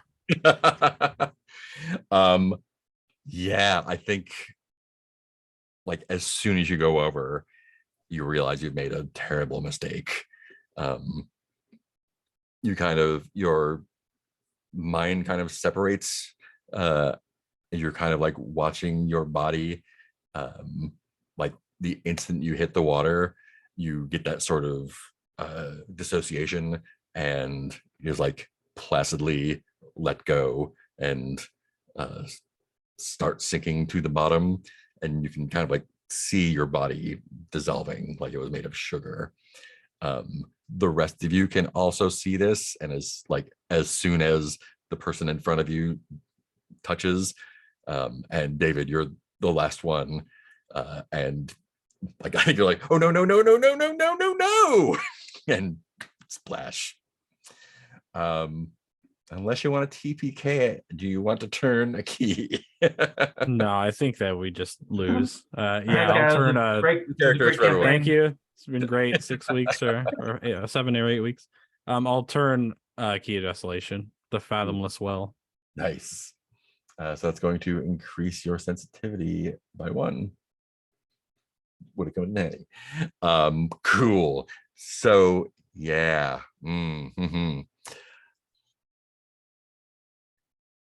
Oh, sorry, if I can ask a question. Yeah, go for it. Go for it. Don't we have like a special key for the mystery You that do. if you wanted to turn instead, Yeah. Billy? We have. Yeah, I think every mystery does. Where is it?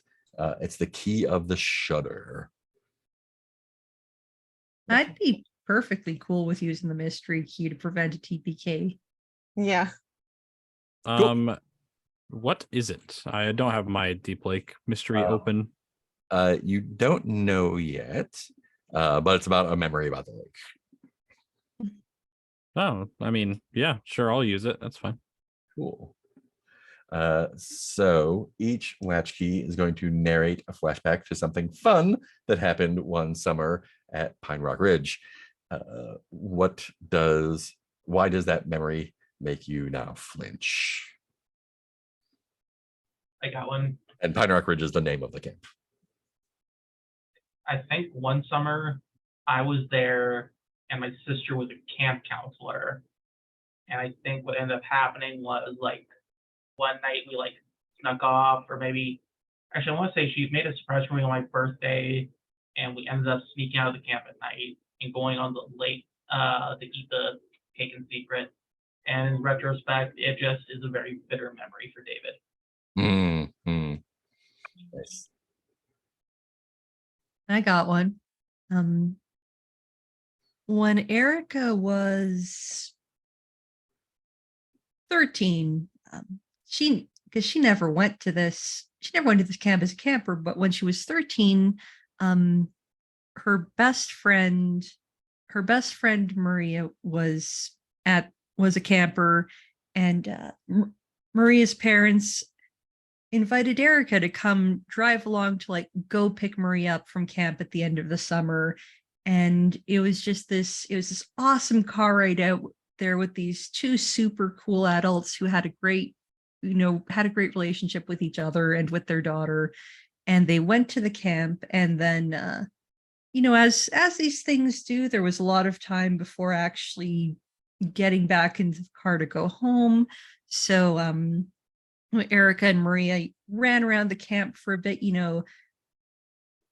ran around Chad, hung out with the other girls, bounced a volleyball around a little bit. And it was a fantastic, amazing little taste of getting to go to camp. But now this memory makes her uncomfortable, because in this moment, she sees in her mind's eye, remembering very clearly, that one of the counselors was Bill Hanscom.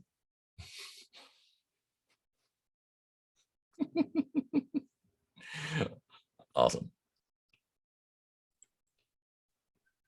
I think because Parker did go to the camp, I think that they had snuck out with some of the older campers whenever they were still like maybe 11 and the other campers were like 13. So it was like the older kids. And all of them were playing Truth or Dare, and Parker, wanting to fit in with the older kids, was like, yeah, like I'll totally do a dare. And they were like, oh, like see if you can stay up all night at like the walking trails. And Spark was like, yeah, like this will make me really cool. And now thinking about it, they're like, oh, they just didn't want me around. And so they feel kind of sad and are like, oh, well, that was actually a bad memory. I think that it was the last day of camp, and it was like home run day, swimming. It is kind of bittersweet saying goodbye to your friends, but kind of learning how to keep in touch with all your friends, getting like their home phone numbers and stuff like that. And then when his parents came to pick him up, it was just his dad. And it turns out in the month and a half, or however long the camp was, in that time, his mom had up and left, both of them. And so just one parent came to pick him up that day. Nice. Whew. Cool. So did you have an idea of where in the school the children might have wound up?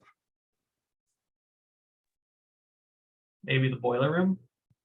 Maybe the boiler room. Yes. Nightmare on Elm Street kind of stuff. Or the gym where there was the prom. Hmm. Hey man, if we're gonna start a fire, boiler room's the place to do it. I like You've that. never seen Carrie, huh? Yeah. There's a prom queen and covered in pig's blood at the top of the stage right as we come through. I think, yeah. So I think what happens is you feel that sort of everyone as they hit the water feels that sort of dissociation hit. And it's almost like you're kind of watching your bodies sink down to the bottom of the lake. And sort of as you're as you're watching that, there's just this like lurching, like nausea almost, and it's almost like our perspective is flipped, and you're sinking down again, but it's towards the surface, and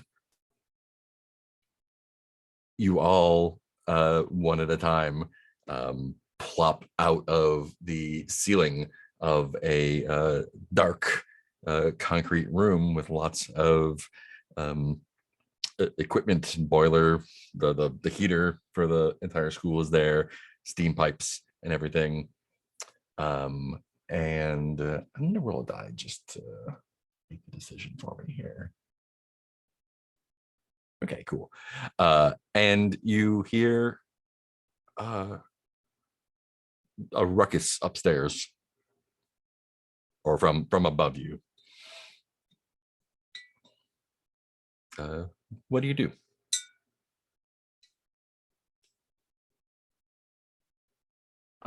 So the spot we came through, I assume it's like kind of still, we can still go back through it.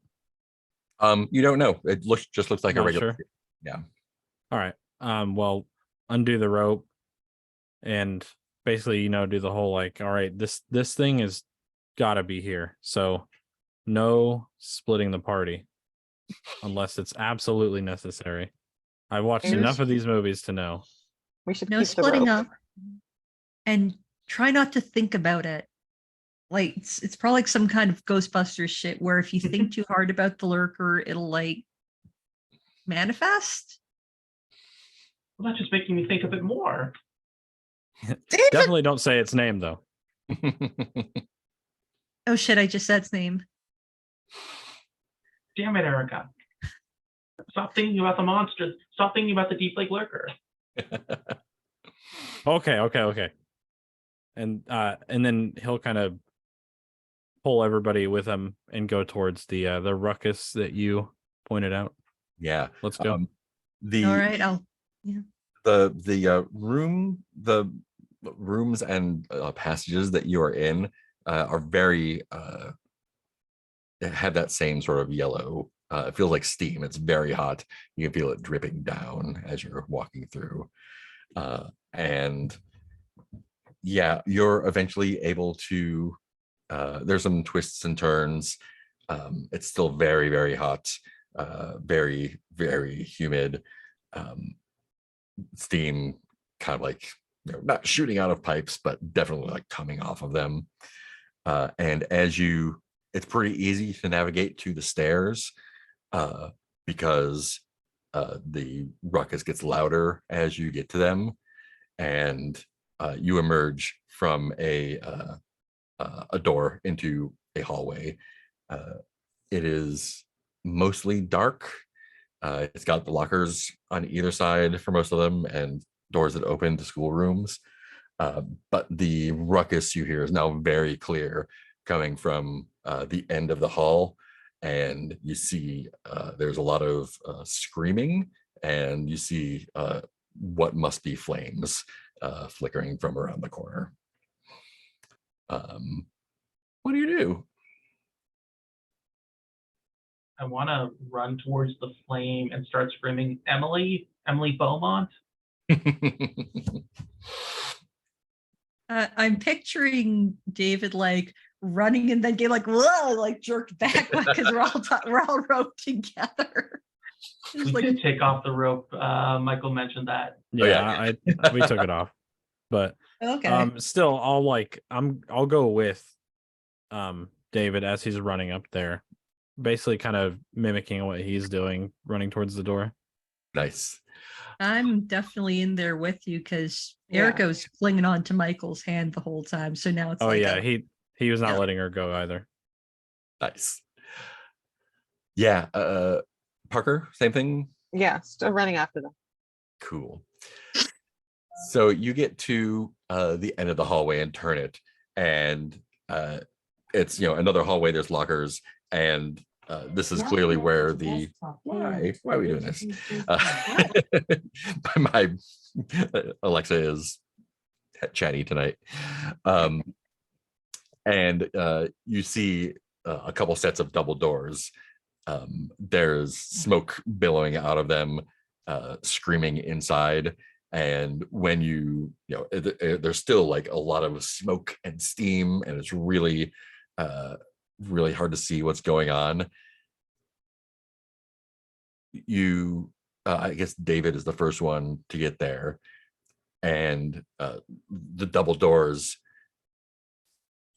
There's clearly an inferno going on inside, and a teenager just smacks up against one of the windows, pressing their face against it, and it is. Let me double check.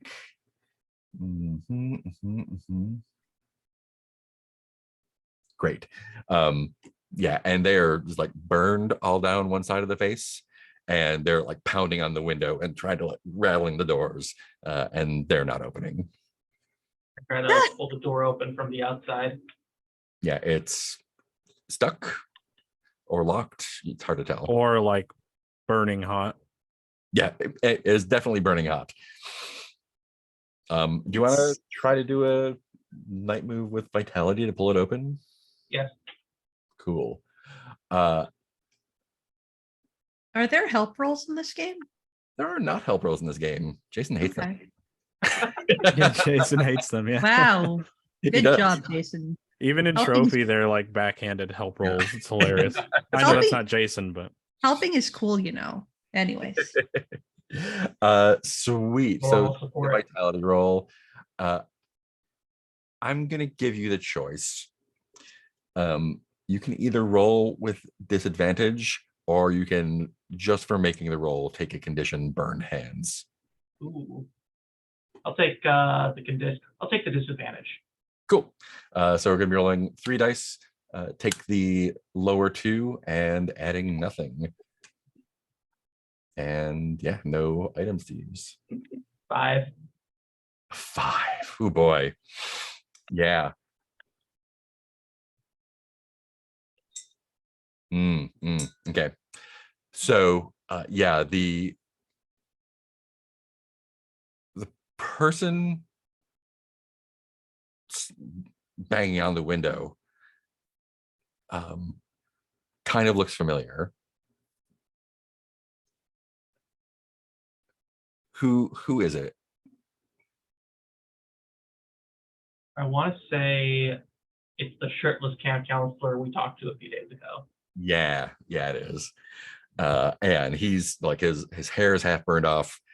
He's bare chested, and he eventually just slides down, leaving like a greasy black stain on the window. And yeah, I think the smoke is coming out from under the doors, and pretty much like the second after it hits the air outside, the smoke kind of coalesces into the yellow fog, and you see you see his face again, but it's kind of in the staticky way that Erica was describing it before, and it's like kind of flickering between like how you remember him giving you a hard time, and just like screaming in pain, and confusion, laughing, and before you know it, a hand reaches out and grabs your shoulder and just pulls you up against the door face first, and you're getting like 2nd-degree burns all up the front of your body, and your suit catches fire. I would like to mark a key of the child. Great. Which one? A flashback to when you experienced childhood trauma. Okay, let's do it. Okay, I want to say one day I'm walking home from school. I think I'm maybe 14 or 15, early high school. And when I'm even through the door, I noticed there are a bunch of black vans outside my door. There's police helicopters overhead. And I run up just as 2 SWAT team members are pulling out my father and mother from the house. And even as I get close, suddenly a guy tackles me, puts me in cuffs, thrown in the back of a van, put in a unmarked interrogation room. And, after hours of questioning, I discover the FBI has arrested my parents as Russian spies. Amazing. I love it. Cool. So you are actually able to eventually just like muscle the doors open. I'm gonna give you that burned hands condition for that. Burned hands. And when the doors fling open, flame just gushes into the hallway. Flame and smoke just knocking you back. What's everyone else up to at this point? Go for it. Michael's leaning down to pick up David like the second he falls over. Mhm. Probably pulling Erica down with him to help lift him up. Erica is scanning to try to figure out, reason out or feel out what part of this is the lurker. Is the fire the lurker? Are the hands the lurker? She's looking for something to fight. You're pretty sure it's the yellow mist itself. It's attached to that, that moisture, that water. All right. And that's a freebie. Yeah. No, that's cool. I would like, if you guys are cool with it, to try to end this using what Nintendo don't. Hmm. Is that cool, or do people want to keep going? No, go for it. So good All to me. right. All right. So That panache. with panache. All right. Erica's gonna, they're on the floor, turn to Michael, who's hanging on to David, say, stay down, keep him, look after David, and get up, run for a fire extinguisher on the wall. And she realizes that, this probably won't do much against a water monster. It's a fire extinguisher. Fire doesn't hurt the fire extinguisher. Let's mix metaphors here. She turns the fire extinguisher at the mist, pulls out her lighter in front of the fire extinguishing foam. Why would this work? Who knows? This is movie logic. And is doing the whole, can of bug spray with a lighter thing like everyone does at camp, right? Everyone does that, right? But with a fire extinguisher on the lurker mist. So what is your intention here? To destroy the mist through this kind of paradoxical immolation where it's fire, it's water, it's a fire suppressant, it's fire. It's what she, her thought process is that all of the lurker stuff it's a big old paradox. It's a whole lot of things that don't seem to go together, but yet feed into each other. Yeah, it's a belief, right? She believes that this is gonna destroy it. That too. Some Also, Stephen King she saw it in a movie once. saw it in the 1990 It TV special. Yeah. What do you say as you do this?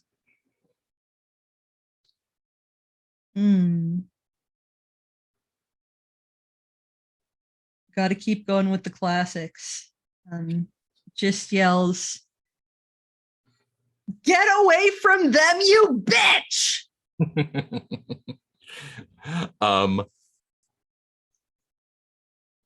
Gotta do the one-liner. This is great. So your intention is to destroy. I don't think you're going to be able to destroy the entire thing, but I think you're going to be able to clear it out here. Is that in line with what you're looking at? Intent was to resolve with destruction because of the +12 on the move. So the resolution actually is Yeah. finding the kids, the destroying the myth, Ah, the bonus. well, yeah, I'll intent is to destroy. Okay, cool. All right. Yeah, great, awesome. So I think a couple things are going to happen. You so you pull up the fire extinguisher and light your lighter, and it's like one of the powder fire extinguishers that's got like the sodium bicarbonate or whatever in it, and where are you pointing the fire extinguisher? At the most concentrated part of the mist. Cool. It's kind of everywhere, so you're Yeah, well, then it would be kind of like the spray, Cool. back and forth. awesome. Yeah, so I think you spray it, and the first thing that happens is it immediately puts your lighter out, and the dust just goes everywhere. And then like there's just like a disappointed beat for a moment, and everywhere where the powder landed just bursts into flame, and you can see the mist kind of getting burnt off from around here, and it's kind of it's like a bluish green flame, not the orangey red flame that's engulfing the gymnasium. And you can kind of see this, it just kind of like, it's almost like when you light like when they do those burns of the fluffy things that go on grass, just kind of like you can see it like burning across up and down the hallways, and it actually kind of like throwing a stick of dynamite down in a burning oil well, kind of bursts out and puts off some of the flames in the it kind of like counteracts some of the flames in the gymnasium as well, and this allows you to see it a little bit better in there. It's like this cold flame going out from where you sprayed everywhere, and it's a mess in there. It's hard to see exactly what's going on, but it's not good for anyone in there. And I think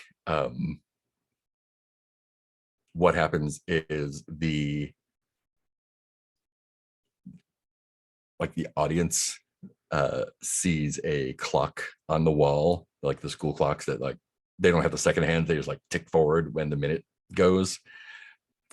It ticks backwards, and the gymnasium is just full of people, not on fire. And then in several places from the walls, sparks go off and it ignites again. It looks like the flame, the people that were there that were not in a good condition, totally back. So it looks like when you did that, the clock ticked backwards, and then the fire started again. I think this may be like the only minute that exists in this gymnasium where you are now. You're kind of stuck in an in-between time. Yeah, I think that's where we're going to end it tonight. I think that's a good place. Yeah, so I think the piece of information you take from that is that, yeah, this kind of this time place that you've jumped into is just this minute that keeps existing and keeps burning, and like people jump in and out of it all the time, including you. And That's rad. what else the lurker got. And that the lurker threat is gone from where you are right now, at least. Cool. That's a lot. Tick starts all over again. Cool. Yeah, that'll be a fun place to start off with next time. Sweet. Let's take a deep breath and we'll jump into some stars and wishes. We'll just go ahead and keep your order. So we'll start off with Michael, or Okay. Billy. Yeah. The real Billy. the real one. There's plenty of us around. There's dozens of us, I'd say, these days.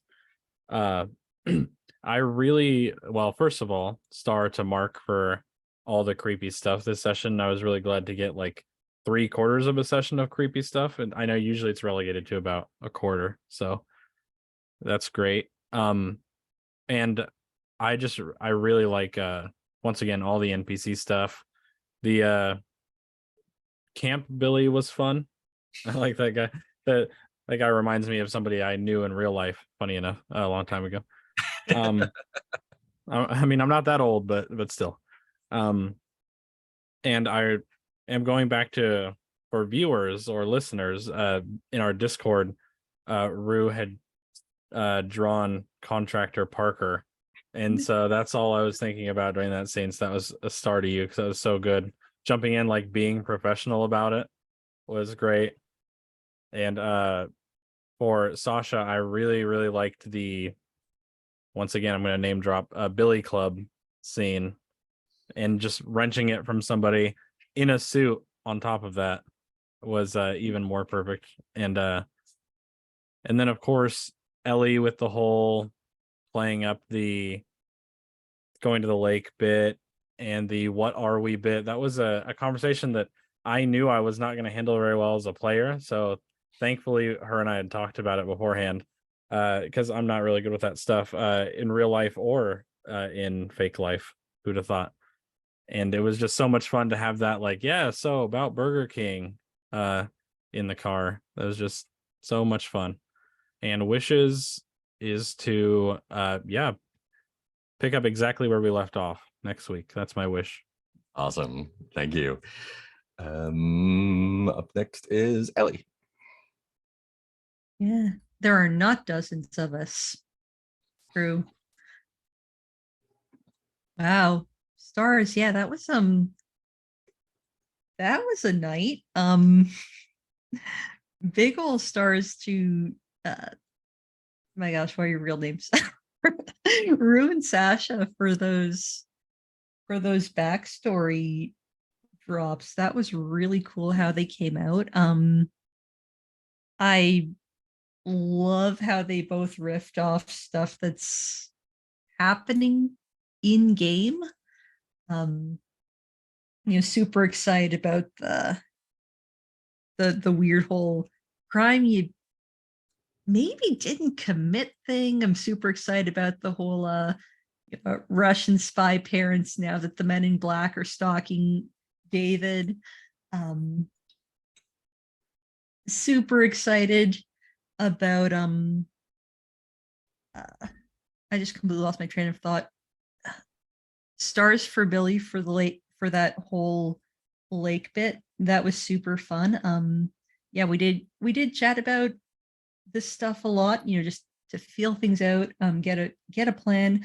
But Star, you did great. Thank you for jumping in with both feet there, because there's like, I don't know what I'm doing. So that's all cool. Yeah, stars for Mark for that whole sequence, like from jumping in the lake forward to whatever's happening right now. Yeah, that was very cool. Wishes for next time. After resolving this current burning gymnasium, boiler room, whatever situation, I want to save shirtless counselor guy. He feels important. So I guess that's my wishes. I want to try to save shirtless counselor guy from his doomed fate. Yeah. He needs to live long enough to get a job where he wears a shirt. There you go. Exactly. He needs to live long enough. I don't know. Maybe he'll him and Casey will open a weed store or something. I don't know. Awesome. Anything else? That's it for now. The rest will trickle out on yeah. Discord. Everyone ooh, I had a thought. I had a wish. I had a thought. Cool. Thank you. Rue. Bunch of stars as always.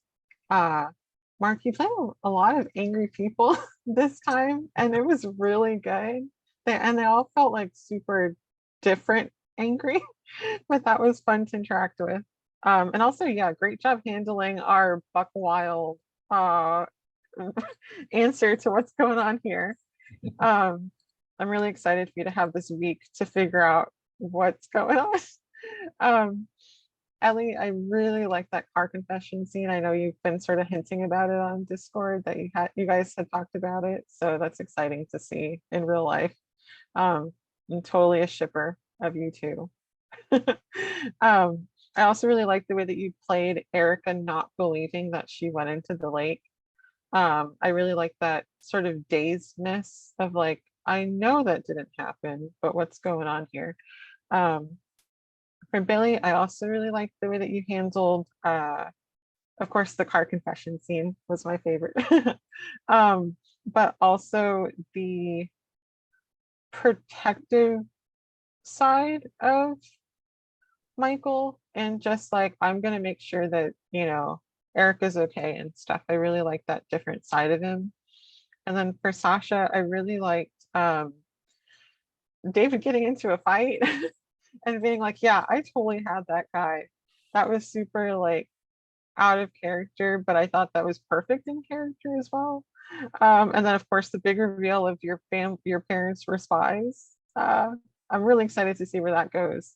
And I'm sure I'm also going to remember a million things of stuff that happened.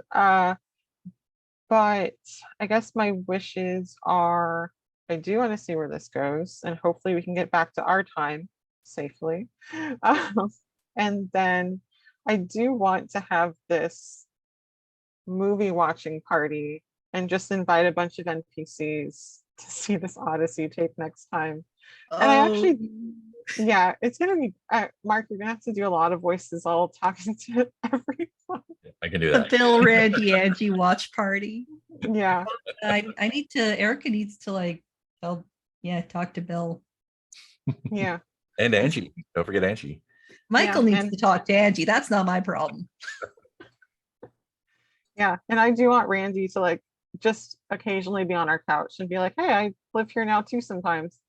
But that's it. Awesome. Thank you. And Sasha. Yeah, I really like the pancake cave scene. I thought there was some fun tension resolving that. And again, the cars confession scene was really great from both Billy and Ellie. Enjoyed that. And I loved your description, Ellie, of the monster as this like, analog monstrosity. I thought it was a lot more interesting than just, a creature from the Black Lagoon. Also, that was really sneaky and clever of Billy to pass off the next victim condition to Erica, luring them to the lake. That was quite good. Parker's backstory, I loved it. Some really good creepy stuff to dig into over the coming weeks. And again, playing the vulnerable scene after the fight where Dave is very desperately trying to assert like any sort of thing after getting his ass kicked. I always love like the juxtaposition of David, who's always like kind of talking and puffing himself up, and Parker, who's always, very solid. And I really loved the answer we came up with for the question. It was very unique and ties in well with our answer for the Escondido Street house and how both really involve these multiverses, like events in the town's past. And yeah, thank you, Mark, for running with that. I'm sure it was not what you were expecting. Wishes? Seeing more of the past, I would like to spend time there and dig into it. Ooh, nice. Cool. There's some past to dig into. Yeah, stars all around for as usual. Y'all are great. With all like everything everyone already mentioned. I loved all the nostalgic scenes, the great interactions with like both characters that we've seen before and new assholes to deal with. And like seeing how that's gonna go back. And really just overall just adding so much to the world. thank you for reminding me that you were going to go to Bonifacia's when I forgot. Totally. I was thinking about it during the break. I'm like, oh yeah, I've definitely played with GMs who would be like, no, you already said you're going home, even if that's not what you said. So thanks for being cool and helping me with my brain sometimes. And thanks to I mean, everyone for that bonker ass theory. It totally works. And it's great. And thanks for Erica to or Ellie just to like stick to it. It's like, no, I'm gonna set a fire with this fire extinguisher. Like figure it out. Like, okay, cool, I can do this. Thank you for letting me stick to it. That definitely made me work for it for sure. But it turned out super fun. And yeah, I didn't really have the idea for like the time, the moment being that moment forever until like right around when he does. Like, oh, that'll be cool. And yeah, like super like playing to find out, because yeah, I was like, oh yeah, it'll be some sort of like tentacle monster or something. Oh no, nope. Okay, great, good. We're gonna work this out. It's gonna be great. Yeah. I took almost no notes during this session because it was just so much good stuff happening all the time. So I'll go back and do it later. It'll be great. And yeah, I'm probably not going to think about what it all means until right before we start tomorrow. So more finding out. Cool. And yeah, wishes just to see how you get back home from wherever this is, or whenever. And yeah, assuming this gets revolved, the next mystery in the hopper, I think it's going to be super fun. So yeah, looking forward to that. Other than that, I think it's all I got for now. Yeah, that's all. Anything else before we sign off? Cool. Thanks anyone who is watching. We got some first time chatters in there with our octopus emojis. Super good. Awesome. Great time. I'll see everyone next time. Bye.